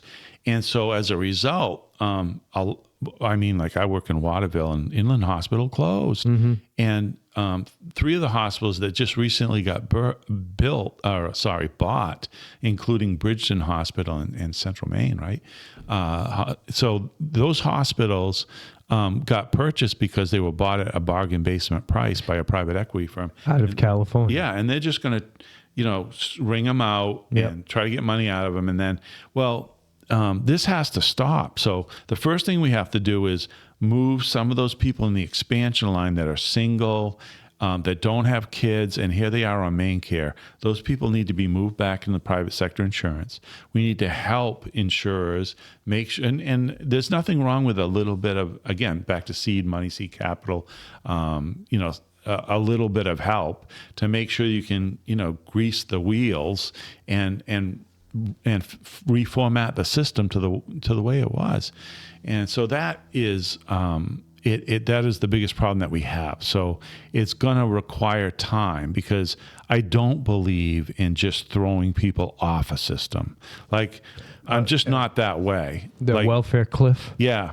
So if there's only 180 some odd thousand people on New Hampshire care, and we've got 400,000, obviously we have to move closer to 200,000, and we should do that in a humane way.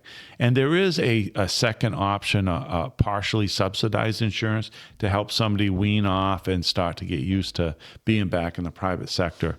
But that's really what it's all about. So, and I have experience in that. So back in the 90s, every single insurer for workers' comp left the state. Every insurer. Oh, I didn't know that. 100% of insurers, they all left the state.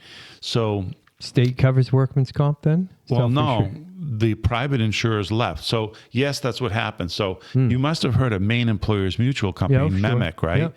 So we created MEMIC from scratch, and here's how we did it. So we created MEMIC, and then we told every employer. So we had really high accident rates.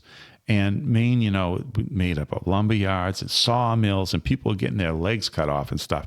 We had really high accident rates, and that's why everybody left. Small population, no profit. I'm not staying in Maine if I'm an insurer, workers' comp insurer. So what we did was we created Maine Employers Mutual, and we said right then, we're going to spin this off, and it's going to be private eventually. But in the meantime, you're going to sign up, Maine businesses, but we're going to ask you to let our safety team come in and look at your shop, and we're going to work with you. We're not going to mandate anything. We're going to work with you and suggest ways to get your safety, the percentage of people that are injured on the workplace down. We're going to get it down. And in the first 5 years, every single year, that accident rate went significantly down. And as a result, the premium started to go down. And then in about 10 years after we started that thing, the insurers came back. The other insurers came back to this state, and they're still here today. So for people that don't think that experience matters, it really does, because I went through all of that and I worked on that issue, and I know how it works. And that's one of the things about being a PhD professor. Republicans we don't want, that's bad. That is scary for sure. Yeah, well, I'm the one that's teaching your kid free market economics. And did you see that thing that the Maine Wire did this survey of professors? 65% of professors or something like that are Democrats, registered Democrats. Hence the fear of 5% are registered Republicans. So you're looking at one of them. And I tell people when I go out on the stump, I'm like, hey, I'm teaching your kid free market economics. And that's what goes into, when I do system analysis, that's what goes into my thinking. It's a kind of a logic. And I learned that from cases like MEMIC. And that's why I have the plan that I do for Maine Care. It's not that I don't care. It's that people are happier out in the working world, and raising a family and owning a home. And these are goals that every human being has. And we need to allow people to do that. And instead, what government's doing is they're providing the opposite incentives currently. So those incentives are going to go away. Again, if I were the governor and Democrats controlled the Senate and the House, I'd still be able to say to them, if you want one bill to get through here, you better work with me on this problem. Because guess what? Maine Care is not single-payer health care. And I know you thought it was, but you were wrong. And goes back to that implosion thing. Mm. The government implodes when it starts paying for every single thing that you need in life. It implodes. And that's the lion's share of our budget, correct? Maine Care? Well, main care and education, those are two. Education, I think, at times has been slightly higher in terms of the budget pie. Yeah, slightly higher, just slightly. They're about the same. They're basically the same. Yeah. So, we pay a lot for education. If you look at from A to Z, from everything that we are involved with, it costs a lot of money. So do you, it's similar on the same topic, but so Maine recently has joined a pool of other states in the healthcare industry. I'm trying to think of how it was worded. I read about it a little bit, but there's not a lot of information like readily available. We're with New York, Massachusetts, and we're part of a new health network. Is that correct? I'm just learning about that too, Quentin. So it's I'm not interested in anything to do with New York and Massachusetts, to be frank with you, because they got similar problems that we have. The only thing in Massachusetts doing right, I have to say, is on every scale, on every measurement, their education's in the top 5. No kidding. They were number 1 last year, and their NAEP scores, which is that random test that they give to some schools in Maine and all the other 50 states. All 50 states, and they went from last to first, while we went from first to last. The last 30 years is about what that was. And we had some really good education commissioners back in the 90s. They were really good, and I'll never get McKern, and this guy named Martin, he just really understood kind of the balance between what the Democrats were trying to push and what the Republicans were trying to push. And he just met in the middle, and he was focused on the basics, which is what's more important than that, right? The person that followed him up under King, he was adequate enough. He did a good job. And he was also still focused on testing and the basics. And we got, during that period is when we actually created the document that is today the Maine Learning Results. And I was on the education committee when that was created. And I think the mistake that we've made over the years is being focused on what to teach instead of how to teach it. Oh, yeah. Like we know, if you look at the Maine Learning Results, every single class every course you could possibly take is detailed in there. Now, not everybody takes personal finance, and I think they should. I do. I do too. When kids graduate. My wife would agree with you as well. Yeah. Well, a lot of people in Maine, I don't think that that's a partisan thing. She teaches personal finance. Oh, wow. I didn't know that, but that's good. I mean, she's helping because kids, there's so many things that they need to know about risk. I mean, when people say, well, you teach them about balancing a budget and how to write a checkbook and all that stuff, but insurance and the transfer of risk and all of that those are things that are really important. And it's hard to get experience in that way when you're young. So it requires really good teachers. It requires really good teachers. So we can do that, and we should in high school. Not, I shouldn't be. We have entering classes in where I work at Thomas College, and by the way, I'm very lucky to work. I love that place, and I've always been accepted there as somebody who is conservative. It's great. So. We shouldn't be providing a lot of remedial help to these poor kids. They come with very poor math skills. They don't even write that well, to be honest with you. And we've got this entire department. I call it the Department of Scaffolding, because we provide all this stuff to kids that they didn't get in high school but should have. Yep. And so when people ask me about the system, I'm able to tell them, because I taught 2 years of math in Sanford High School, and I've been in higher ed, and I've been working on a lot of the problems. I've written white papers, and I've written a PhD thesis on Maine schools. So, I mean, I've done all that, and I know how the system works. So, and I can tell you the number one problem is, I bet it's not what you think it is. But if you think about it, I bet you'll agree. Number one problem with the school system? Yeah. It's not the school. It's absenteeism. Oh, that's a big problem. Yep. It's the number one problem. It's accountability. Yeah. Yes, because that's the larger problem, is accountability. I mean, I think I read something today about that, the absenteeism. Yeah, and parents, because here's what happens. I don't necessarily completely agree with that, but I portionally. Right. Well, if you look at the way the system works, right, most schools, believe it or not, they have a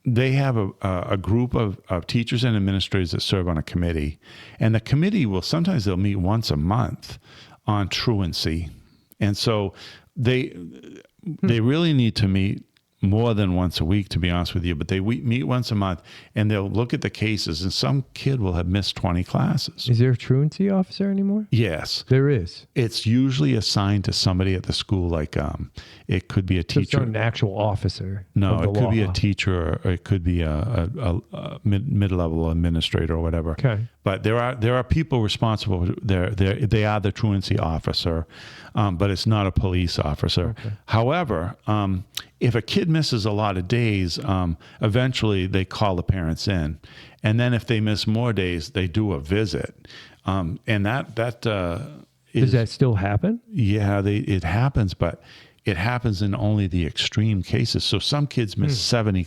We had this one kid and I won't name the district, but kid missed 55 classes in 1 year. And so we actually got the DHHS involved, and they did a knock. And then the parents were really forced to send their kids to school for the rest of that year. The next year, that same kid missed more than 70 classes. So, like nothing happened, nothing improved. And there wasn't follow-up. And my number one criticism of the DHHS, and this has a big role to play in foster care and these kids that have died while in state custody, the follow-up by the DHHS, while it's improving now, it's only improving because of the pressure that they've been under. Public scrutiny. Yeah, the public scrutiny. It really, Bill Diamond again. Bill Diamond and his report. I went to his home and met with he and Jane, and mostly him, obviously. But I never had the pleasure of meeting him. he had a beautiful home in Wyndham. Heard nothing but nice things. Well, his best friends were always Republicans, which we always Jeff get a kick Timberlake out of it. carrying his toy. Yeah. Oh, yeah. Those people. And there's a reason, because he was open-minded and he had conservative principles. He used to be a business owner, And so, so I took over that report in June to his home, and he looked pretty good. I didn't think I was thinking to myself, geez, he's beating cancer. Good for him. But he was gone, 3 months later. But that's all he asked me about, right? He's like, have you read my report? I'm like, Bill, I got your report right here. I've read every bit of it. He goes, do you understand the steps? I'm like, Bill, I understand the steps, and I actually agree with them. And I also want to tell you a few of the things that I've learned by visiting drug houses and having other meetings with parents and seeing the truancy problem and all of that. I want to talk about more holistically. And he did. We sat down there a couple of hours at his house, and it was great. I mean, it's not like I think he met with a number of candidates. He didn't meet with all of them. He didn't have time, or the health apparently. But that's what he cared about. Yeah, he was pretty passionate. He actually cared about it. He doesn't want any child to die in state custody. So that's my problem with when we were talking about those education issues and now state custody. The DHHS has field people, but we're going to have to train them on how to follow up, even see more signs. They're seeing the signs. They need to see more signs. They need to act, and they need to react, and it has to be quicker. We have to take that time window and shrink it. I don't want kids missing 50, 60, 70 classes. Do you? No, God, no. No. And the kids, my wife's a teacher like yours, and my wife teaches special ed K to 5. And she will say, that kid is the nicest, sweetest kid. And if that kid was here all the time, you can see when they're growing and learning. And when they're at home all the time, it's a disaster. Yeah, they regress. Yeah, and that's not the majority of kids. Like, the majority of kids have great families, but there are some families that have a lot of social issues. It's taught. It's just one of those things. It's inherited. Inherited, or just... Yeah. Some fight it. It's the state of Maine. There's a culture of you could stay home and be fine. You don't have to work hard. And I don't know where that started. COVID made it worse. It did. Yeah, People for sure. got used to, I can sit at home. Yeah. No. What did they call that? Quietly quitting? No, what was that called? They had a term for it. Yeah, Yeah, I don't remember, but I know exactly what you're talking Yeah. about. You know, I had this one alum from Thomas who was I felt so bad for her, and I tried to do everything I could. So she was emancipated from her parents who had just incredible problems, like, you know, drug problems, but domestic violence, serious problems, you know. And there are a lot of people in jail that are parents, and you see it all when you're a state senator because it's a big district, right? But anyway, this person, I got to see her this year at the Skowhegan Fair. And I just couldn't believe the success that she had. But when she was at Thomas College, she had no money, no wheels, and no parents. And so everyone came together. We all helped in our own way. And person is successful, has a family and a great marriage, and lives in the Skowhegan area. And that's what we have to do with every single kid that's going through that kind of thing. And the DHHS, not to just like point fingers at them, but we really should separate out. And this is one thing Bill wanted. He thinks that children in state custody deserve a focused department that just focuses on that. Even if it's a small department, it shouldn't be mixed in with all the other stuff that DHHS does. And DHHS is, correct me if I'm wrong, is the largest state department. Yeah. With no oversight. Well, not enough. I think. What's the oversight?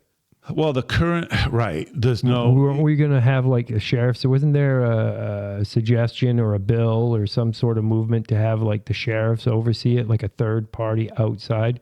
Does that sound correct, Jim? Well, yeah, I don't know if that had any legs, you know? Right. But yeah, the idea if is that's good. what you mean by oversight. I mean, the commissioner should be capable. The previous commissioner that we had, I'm sure she tried as hard as possible, but nothing got done.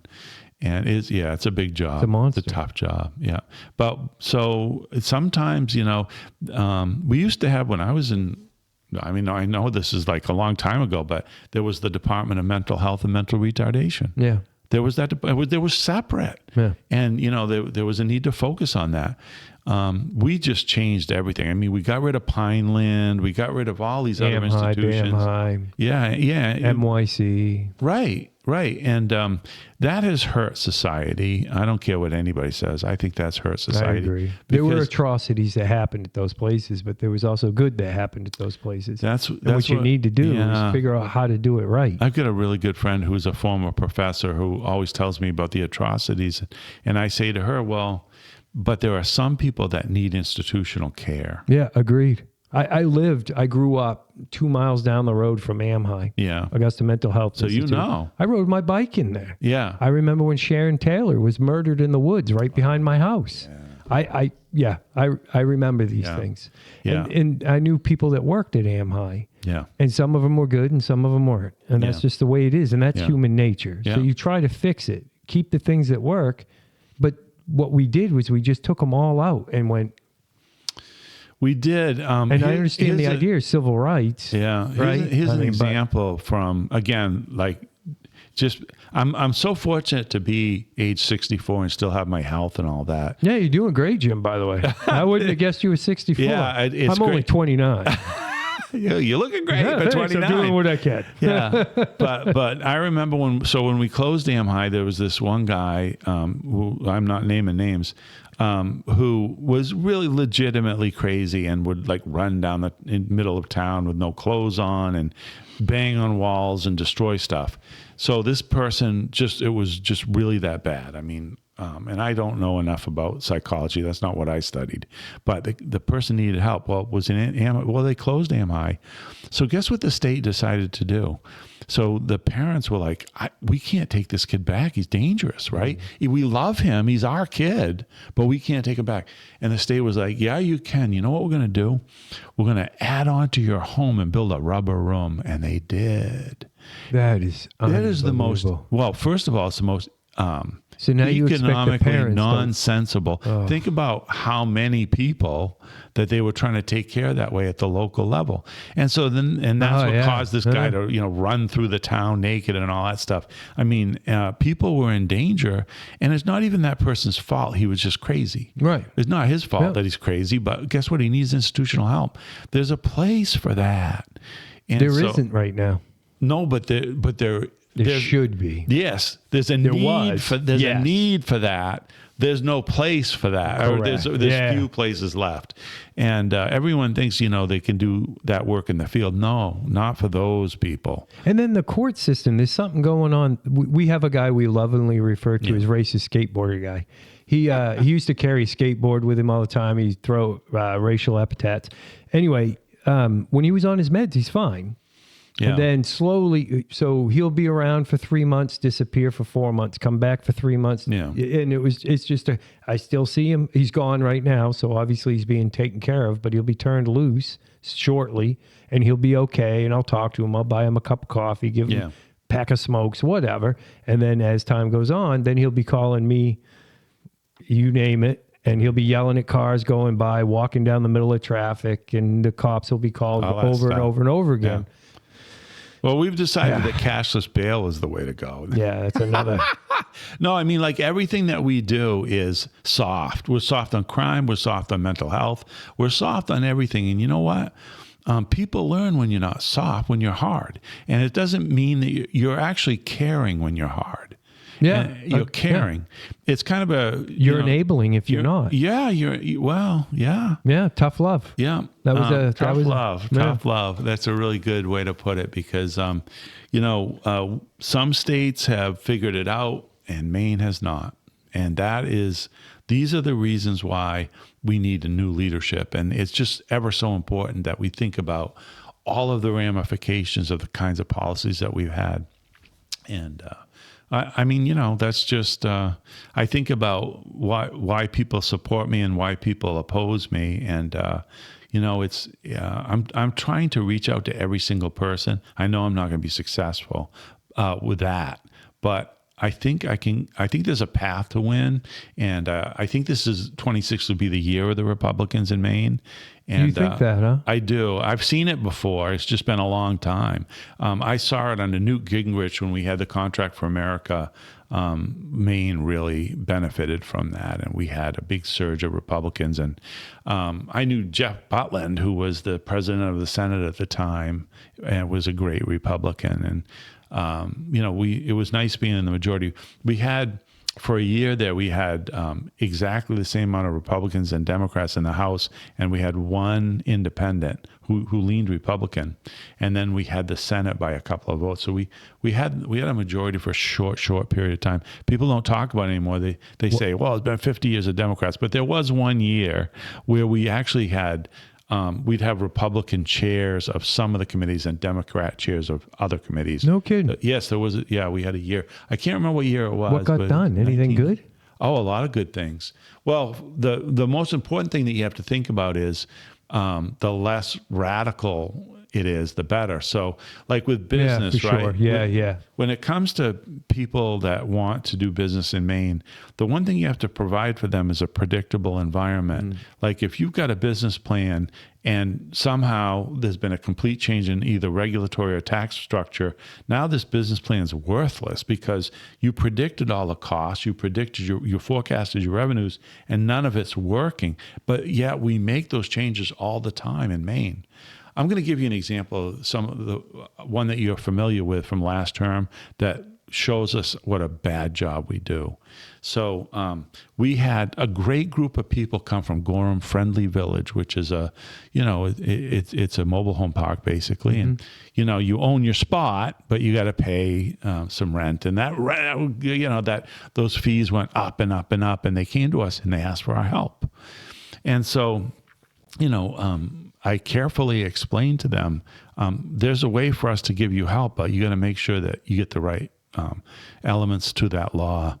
And they didn't really care. They just wanted some help. So what happened with that law basically was so we're going to cap these increases. We're going to have a growth rate cap in the increases that landlords can charge, right? And I'm oversimplifying, but that's basically it. But if the law doesn't go into effect until September, then what's going to happen? The landlords are all going to raise the rent now before it affects them. And I told them at the meeting that I had with the people from Friendly Village, and there were a couple of other people that were advocating for those mobile home parks, and that's what I said to them. I'll support it if Democrats are willing to put it through an emergency legislation, because that means it'll be immediate. It'll start now, and there won't be anybody, scamming the system. But you're going to face, if you think it's high now, you're going to face a massive increase. And that's exactly what happened. Yeah. And, what's bad about being an economist? You got a pretty decent idea of the crap that's going to happen when you see bills pass. It's like and that's the way I felt then. I felt helpless, and I had phone calls with this person that was the head of the association at Friendly Village. I would have phone calls with her, and I'm like, it's not the panacea you think it is, because they're going to make a mistake. And geez, that happens all the time. Remember we were talking about impact analysis earlier? Mm-hmm. I really believe in it, so create stable conditions for business. I was talking to a couple of business leaders in Bangor recently, and they've got an unbelievable group of franchises. They own them all. So I was talking to them about, just creating that stable business environment. It's going to require a lot of work with legislators, but the vetoes will help just to stabilize that. Because it is pretty tumultuous. It is right now. Well, who would invest here? I know that. Yeah, 100%. Who would invest in Maine? Everyone skips Maine with the environment that we've had at the legislative level. And I talk to my friends about that all the time, in and outside of government, and they know. And so that's why I think 26 is going to be a good year, because I think enough people know what the problem is. Now, there's this whole separate group of people that will always think that government's the solution. And, like with question one, it's kind of that it's people that want a sensible approach. Yellow flag. Yeah, it works. Sensible approach. There was a mistake with yellow flag. They corrected it. There was a shortfall. I'm not sure the proper way to say it. I think shortfall would be accurate. There was a shortfall. They corrected it since then. It's been effective and used. There were a couple of mistakes along the way. I think New York made a mistake with the person, obviously. It's one thing to be a bomb expert. It's another thing to try to protect your brain. And there's no way to get it 100% right every time. No. So, and I think the sheriffs, they took some responsibility. But yellow flag does work as well as any other. And I think what the state police said in their testimony against red flag was excellent, because they basically said, if you want to take it out of our hands and go that direction, we think you're making a huge mistake. And that's why even Governor Mills is not in favor of that one's 2, right? Question Correct. 2. Question 2. Yeah. 2. Yeah, I'm a no on 2. Yeah, yes, no on 2. Yeah. It's and that's the direction we're headed down. I'm super curious to see what happens in January. Of course, my first session, waiting to see what happens there. And then we're doing another election cycle, and currently helping local candidates try to get across the finish line here. Never thought I'd be in politics, but here I am. Well, I liked yelling at you guys. Yeah. From behind the radio, Yeah. So I'm driving down the road. That was a lot easier than being involved. But usually the people that do the yelling are the ones that end up in government, and that's a good thing just generally. If people can understand what the effect on them is if they've gone through it and now they're a representative, that's nothing wrong with that. The only problem that I have is that with just the general thinking in Augusta, and this is nothing against anybody, right? But nobody is ever going to remember the bill that you got through. And a lot of people are like, I'm building my resume with, look at this bill that I passed. Well, no. No. And I've been involved in little tiny bills that passed and huge system bills that passed. And people don't remember me for them. I mean, let me give you an example. The Jobs for Maine's Graduates program is in over 100 schools in Maine. Yeah. It's even in some colleges. That was a bill that I co-sponsored with a Democrat senator when I was in the House, and we worked with the governor and we wrote it. Who was it? Yeah. She was. I don't mean to put you on the spot. Well, no. She was a senator from Standish, and now I'm having a hard time. Because I do remember that bill. Yeah. Oh yeah. And I didn't know you were on it. So you're accurate in your statement. I was a co-sponsor, and she. Let's see. Yeah, I will come up with it probably before the end of this podcast. Well, it was the 90s. Was it really? Yeah, it was the 90s when we came up with it. Huh. Yeah, and so then I served on the inaugural board. So I served on the Jobs for Maine's Graduates Board, I don't know, 3, 4, 5 years or something like that. And you know what was really funny about that is that they had a annual meeting, and they brought me and this woman that was the co-sponsor and gave us an award. And my college president came, and she didn't know that I was involved in helping to create the program. She's like, what? Because we have it at Thomas. You know, we have an office at Thomas for the JMG program. That's Yeah, it was. But I never tell anybody, because even if I told them, they wouldn't remember. I don't even, I don't think that a bill is a feather in your cap. Really, you're trying to help Maine. No, I noticed that people refer to others in the Bonnie Titcomb. It just came to me. Bonnie Titcomb, Senator Bonnie Titcomb, wherever you are, welcome. You're a good Democrat. I love you to death. It took me a minute to come up with the name. Sorry to interrupt. No, you're fine. Bonnie Titcomb. People tend to remember the character more than the bills. Well, we were both Bonnie Eagle graduates, so it was really unusual when we teamed up, and we were asked by the governor to team up and do that, which was kind of nice. You know, I was on the ed committee, I think, at the time, and she had a long history in education, and they felt like it was something that both the Democrats and Republicans would agree on. And that bill sailed. It went right through. And, what's great about that program is that kids can learn what it is to be in a field. Like they can learn this is what a trooper does. You know, this is, if you work in HVAC, this is what you have to have for training. And, like here's licensure for this. And all that stuff is showed literally by people going and talking to kids in the schools. And then of course they have conventions too. So it's a cool program, but honestly, nobody ever remembered that, I was involved in authoring it or was on the first board. And I like telling it because I like telling people the experience that I can bring to the Blaine House. I want to make sure that they know that, but no, bills. You see them, you know what I'm talking about. You see people running around with bills and they get married to the bill too, even if it's bad. Yes. Oh, for sure. And there's a faction of people that are just, that have bad ideas. Yeah. And it's just what it is, human nature. Yeah.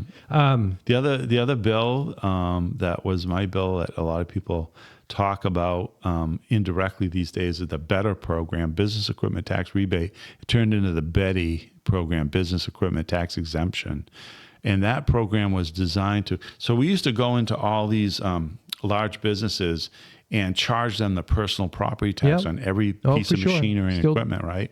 Yeah, and so, but we created a rebate. We couldn't get rid of the tax because it's a tax that's at the local level that's assessed, and you can't, if a town can collect property taxes, you can't take that ability away from them.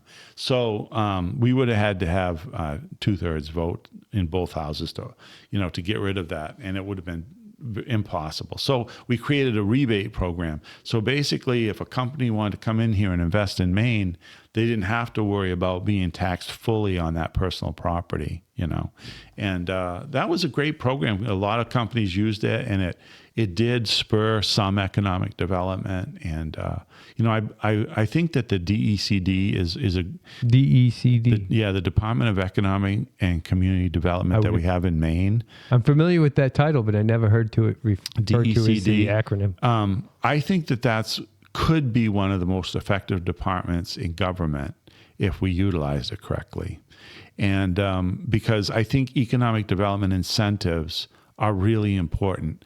Because I would agree with that. Yeah, what you're trying to do is either incentivize them financially or by offsetting or avoiding regulation, and putting packages together for. So a friend of mine owns a paper company out in Michigan, and he wanted to come back to me because he was originally from Maine. Donnie Bean, great guy, and Part of the Bean family?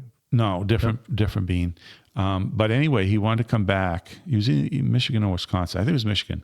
He wanted to come back, and so he talked to leaders in Maine, including Maine and Company, that helps to recruit companies from out of state, and the governor's office. And unfortunately, when he left, I'll never forget. He called me up. He goes, "Jim, you guys have nothing to offer. I can't come back." And that was the end of it, And I don't know.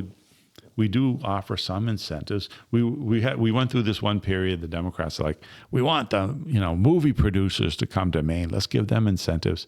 And there was this one movie that was produced up in the Skowhegan area that was famous. But I mean, overall, remember that? I do. We haven't had a lot of success bringing business in here. And the guy that runs Maine and Company now is a Colby graduate, and he's a really smart guy, and he's very kind of nonpartisan. He really does a great job, but his hands are tied. It's really hard for him. We don't offer much. The market's not there. We only have 1.3 million people, and in some markets, you just don't have enough people to make it worthwhile. And then we got the bad business regulation, terrible tax. Our tax policies are the worst. I mean, It was always Hawaii before.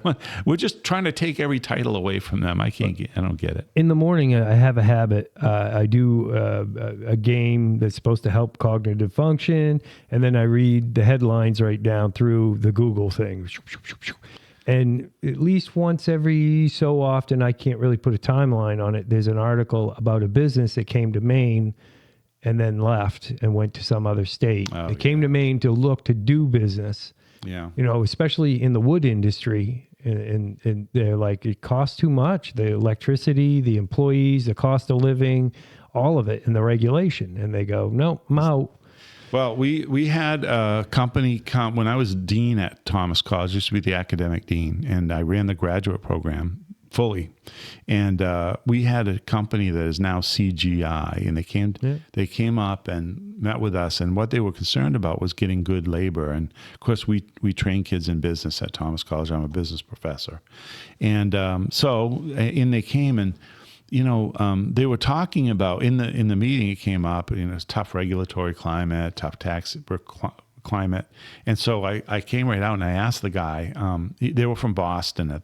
They started in Boston. They had a big operation down there. They want to come to Maine. I'm like, why do you want to come? And he goes, I like to ski.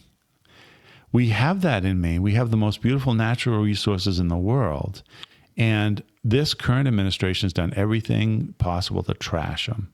We have solar panels everywhere. I know. Windmills, blown What pots. are we doing? What are we doing? That's the natural resource. I don't understand it. It's a heritage. This is what we own. This is what we're good at. This is why we're vacation land. I don't understand it, Jim. It doesn't make any sense. I don't either. But this is why, this is the danger that happens when too many people get too much power. They start thinking, I'll never forget the first solar farm was, you see it every day. Like when you get off the exit in the second exit in Augusta, all these solar panels. Well, the governor did that without even going to the planning board in Augusta, and boy, they were pissed. Oh, I bet. I bet. What an eyesore, too. It's terrible. It's unbelievable. What do we want people to see? I don't even know why the Maine Turnpike Authority keeps putting up so many signs, because we got GPS now. Hello. Yeah. I want to see the beauty of nature when I come to Maine, and so do you, and so do all these I visitors. love the woods, always have. Of course. My grandfather was a Maine guide, and boy, he spent a lot of time in the woods, and we came to appreciate it. And he loved hunting, and he fished the Sebago pretty much every single day of his life when he came back from World War One. And so Sebago Lake is really worth protecting, and we should. Yeah. So and we still don't know about these solar panels. See, there's a lot of mystery here. Like, how do you get rid of them? What rolls off of them when rainwater rolls off of them? What goes with it? Yeah. Do you know what we're going to have to do? It's going to be expensive. We're going to have to buy out the out-of-state developers. We're going to have to buy them out. And eventually, we're going to have to disassemble some of those. And we're going to have to slowly take some of those off the grid. You know why? They're not helping anyway. No. There's not enough electricity coming from those. No, they don't. And so maybe someday, but not today. There's PFAS problems with those panels that we got from China. There's PFAS problems. Yeah. The runoff seems to contain some PFAS. I heard that anecdotally, but scientists are working on that. We're trying to get good studies. Okay. But that's a major concern.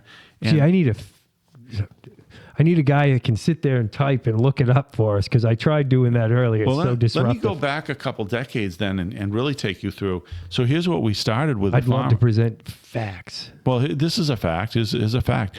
When we started with the farmers, right, we're like, farmers, government is going to set up this great program. We're going to have you spread sludge on your fields, and we're going to pay you to do it. You're going to make money. And a lot of farmers took that. Well, what was in the sludge? Yeah. I mean, like, it wasn't just when we were debating that, it wasn't just like PFAS wasn't really known back then, but it had all the medical waste and contaminants in it. And it smelled to the high heavens. And we said, that's not natural. You don't want to, this is not fertilizer. Hello. Right. This is sludge. You don't want to spread this on your fields. Well, now all these fields are completely contaminated. So what did we do? But what did we do? We told the farmers, hey, you can make a solar field out of it. Yeah. Well, we'll pay you to do it. Well, here's a better one. Oh my Jim. God. We have a robust zoning laws for ag zone here in this town. So not far from where we're sitting is beautiful farmland. It's just beautiful. And it's pristine. It's wonderful. And it's covered in solar panels. And right across the street is the sludge plant. And all these fields it's so ironic. that are unusable because of PFAS. That's so ironic. Isn't it? Yeah. But that's untouched except for that plant. That was the solution. So government created the problem, and then the solution is a problem. So we're going for the trifecta there too.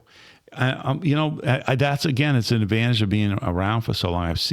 I started so young in government, and boy, I didn't know what the heck I was doing, but I do remember the ridiculous things that we did, and it's just frustrating, and so we need to make sure that these really lame-brained ideas don't hatch. It's insane. Yeah. Some of them are, Well, that's one of them. I like to tell people that story. I actually told it in Waterville the other day.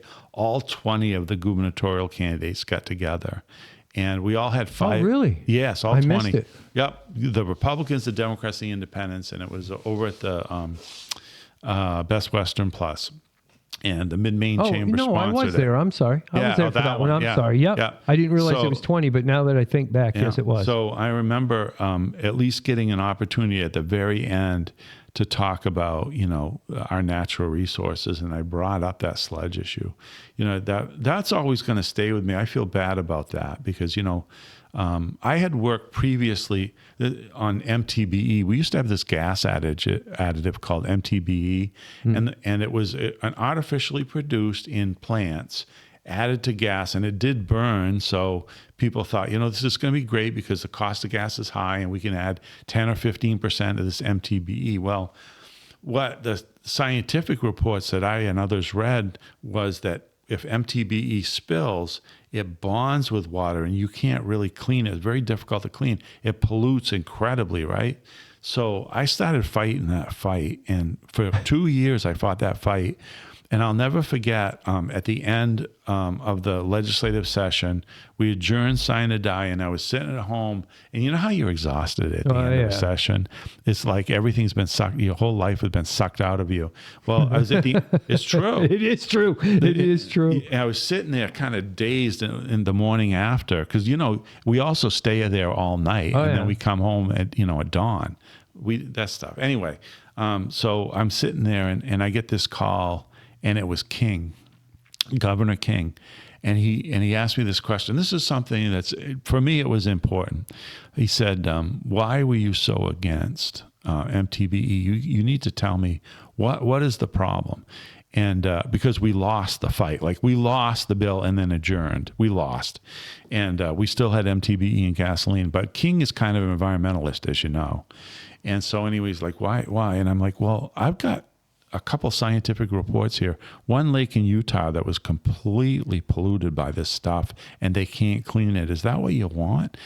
So I said, why don't you just read these reports? So I sent him the reports, and I don't know, it was about a week later, he gave me another call. He goes, hey, Jim, I want you to come up to the State House. And I'm like, I don't know if I've had enough rest, but yes, I'll come. And he said, we're going to, right out of the executive branch, we're going to stop allowing MTBE in the state of Maine. And wow, that's a win. It was a win, even though I lost. Like, I lost in the legislature, and I'll never forget it. We won in the House. You feel so defeated. Well, we won in the House, and we lost in the Senate by 1 vote, and one of the co-sponsors of the bill changed their vote. That's another whole story. But anyway, that was finally, you know, just right after the legislature closed up, he decided, he read those reports, and he was an environmentalist. He's definitely an environmentalist. Yeah, I am. So, and he said, you know, we need to do something about this. And at the same time, California was getting rid of it. King is the windmill guy. Well, I don't know, like, if there was some other energy consideration. I'm not going to make that judgment. There probably was, because, you know, he sold an energy company, and that's how he made his millions or whatever. I had to think about that one for a minute. Yeah. There's been so many different things that have happened in the past few years. What all of the things that went into his decision. I'm just glad that we got rid of MTBE. Right. And so now, you know, like, we warned about the sludge. It was pretty much the same time. It was a little bit later than that, but we're like, you know, like, look at these reports. This stuff is nasty. We can't put it on farmers' fields. It's not that, you know, like, it's not going to replace, you know, the kinds of fertilizer that are out there that are really natural. Yeah, like cow manure. Yeah. Well, cow manure, yeah. I was reading this morning they expanded the no-eat. The no what? The no-eat zone. So if you're harvesting deer, the area in which you shouldn't be eating deer is larger now. There's more areas added to it, and I question that too. I don't know. It almost I don't know. We do crazy things. Yes, we do. And I'm a kind of a conspiracy guy. I'm like, you're up to something. I just can't put my finger on it yet. Well, the reason that you can successfully call something a conspiracy is because so for example, when we choose our constitutional officers, the Democrats all go running into a room and they decide who the next constitutional. That's a conspiracy. And the worst part of that is, this is going to be almost impossible to change, Quentin. The worst part is that they get to choose the attorney general, because the attorney general, if the governor is Republican, the executive branch is going to get no help from the attorney general, when that's the most important relationship you got. Yeah, absolutely. And so we went through that with Mills and LePage. Mm-hmm. And that's when I saw it was the worst. But I decided it somewhere in the 2010 era or something, 2012, that I would never be in favor of us choosing. I don't care how we choose this Secretary of State. It'd be nice if we put it out for on election. The ballot. Yeah, I'm with you. Yeah, but I don't care about that much. It's the Attorney General. I don't care about the auditor. I don't even the treasurer. I want the treasurer to have a CPA. Yeah. You know, be nice. Yeah. But the Attorney General, what a mistake we're making. Yeah. It's an embarrassment. We're the only state. The Attorney General and SOS for me, Secretary of State, those two should be voted on at a minimum. And then how do you feel about RCV? About ranked choice? Ranked choice? I got my list of my bills here. So in the 131st, I put in the bill That was you? get rid of ranked choice voting.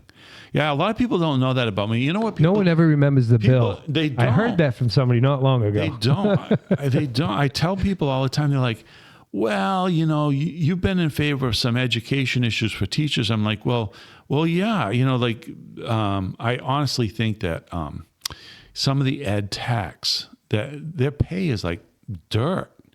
And so I was in favor of this ed tech bill. Well, those bills sometimes you get remembered for.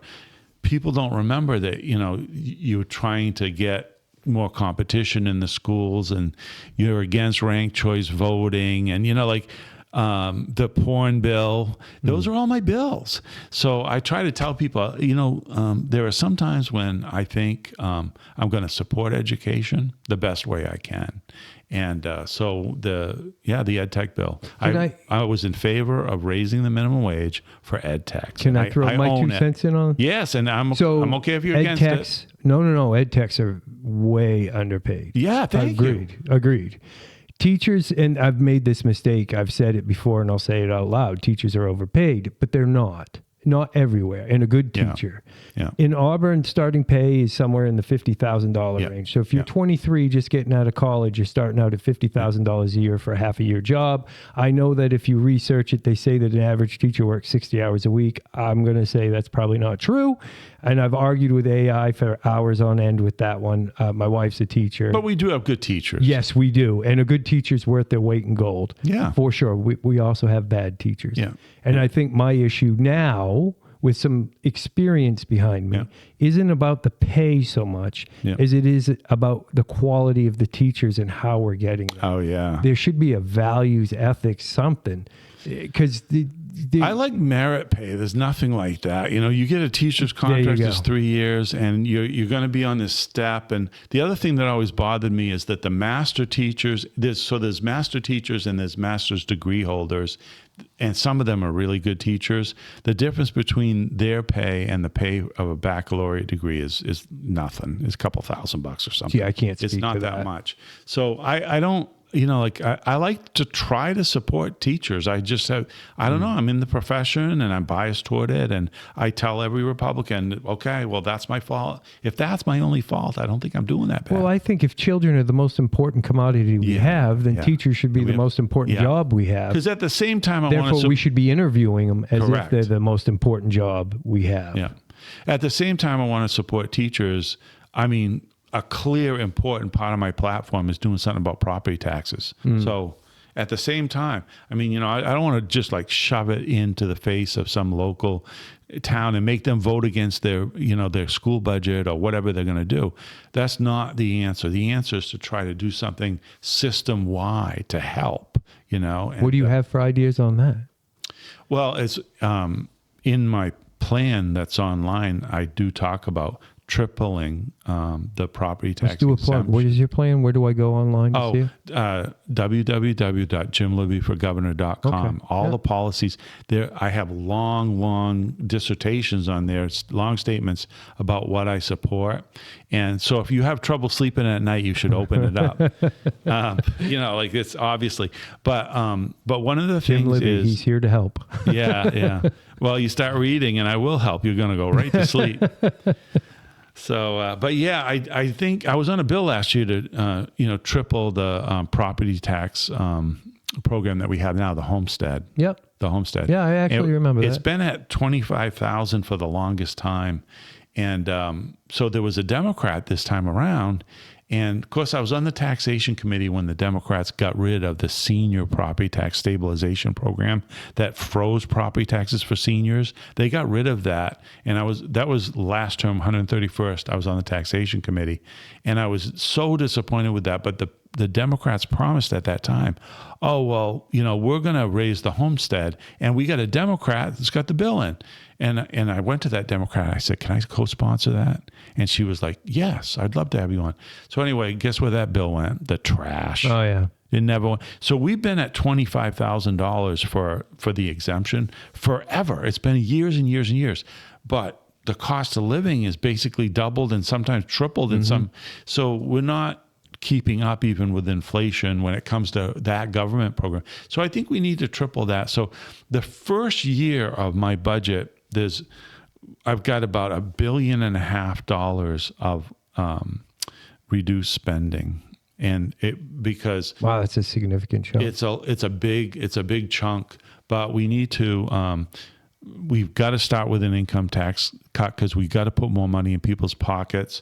In the short run, we have to do something, and I believe that the property tax is probably the most onerous problem that's really killing my district. So I want to do immediately something there. And then the third thing that I have to spend money on is, do you remember we used to have a property tax growth rate cap across the whole state, every town? Yeah, and then property cap and a senior citizens. Yeah, so we got rid of both of those.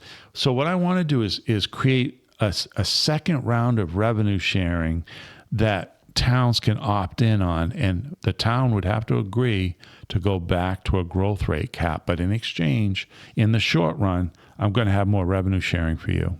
That way, it's not going to hurt people who are paying ever higher property taxes. And so that's short run, not long run. And, in the long run, we keep going with the income tax cut, get it to, that full $1 billion, and then keep going from there. And like I said, I'm the only person that I know of that's still in the legislature besides Dick Campbell and maybe one or two others that was successful and was able to vote for the reduction of the sales tax rate. So I know it can be done, but you have to get you have to get, you got to wheel and deal and make a lot of trades. But you certainly, if the state of Maine would send us a Republican Senate, a Republican House, a Republican governor, we'd certainly get all that done. You think so? I do. Look at the way that the Democrats just use 50% and pass everything they want. I'm optimistically apprehensive. It's just my nature. I'm optimistic. I think, people are fed up. I've been watching government for a long time, and I'm like, yeah. Well, you have to remain. I want to live here, so I mean, yeah, me too. I tell everybody, like I've been here the whole way. You mentioned it earlier. Your daughter may not come back. Yeah, life is easier. I worry about that, but I want her to achieve her goals too. She just had an interview with the Country Music Hall of Fame to work there while she goes to school. And, that's cool. So whatever she wants to go after, I want to support her. And, if she doesn't come back, then I guess I'm going to have to be on the jet once in a while. And we'll you've got a long heritage here, a long history. Yeah, I'm 14th generation Libby, all in Maine. Yeah, they landed in Scarborough on Prout's Neck, and there's still a little. When you say landed, came from? Well, they came from England. Yeah. And when they came ashore, they were on Prout's Neck, and back in that day, Prout's Neck is worth millions and millions of dollars. I wish we still owned it. Oh, that was the Libbys. Yeah, John and Jim Libby came over and they settled there. And there's actually still a small monument about when they fought against the Native Americans there when they landed, and they won somehow. And so, but anyway, I'm a 14th generation Libby, and there's a lot of Libbies in Maine. So if I could get the Libby vote, I'm planning on it. Is there any places people can go to find you besides JimLibbyForGovernor.com? Yeah, because I think, I'm on social media too. We're just starting up with TikTok, but I like my Truck Talk show that I have. So I stand on the, beside my truck and talk about issues of Maine governance. And I do that every week, a couple times a week. I don't have a podcast. Posted on Facebook? I post on Facebook. Yep. And so go to Jim Libby for Governor on Facebook, and you can go back and watch all of my truck talks. And I'm pretty proud of them. I think they're pretty good. I try to keep them to a minute and a half, 2 minutes. Sometimes they're a little bit longer than that. But I think it's common sense. Maine needs common sense. Yeah. Is any upcoming events? For me? Yeah, public. Oh yeah. We've got down at Doomgrass, we've got another debate coming up. Oh, that's right. And we just had that one with, of course, one of the Bushes entered the race, so that made it kind of a comedian. Yeah, he is. he's a character. He's got a lot of energy. But anyway, it kind of adds a whole different kind of slant to the debate, which I like, because people should hear us debate. People should hear us talk, and they should choose who they think will be the best. And Competition is good. yeah, I mean, like the last debate that we had over there, I looked at the number of viewers, and it was lower than I would have liked. So I think, as we get closer to the election, people will really start viewing that stuff, I feel. I think we also have to get past this November. Yeah. You've got this big push right now, and I think the ads are going to just start. I haven't been seeing them. Have you?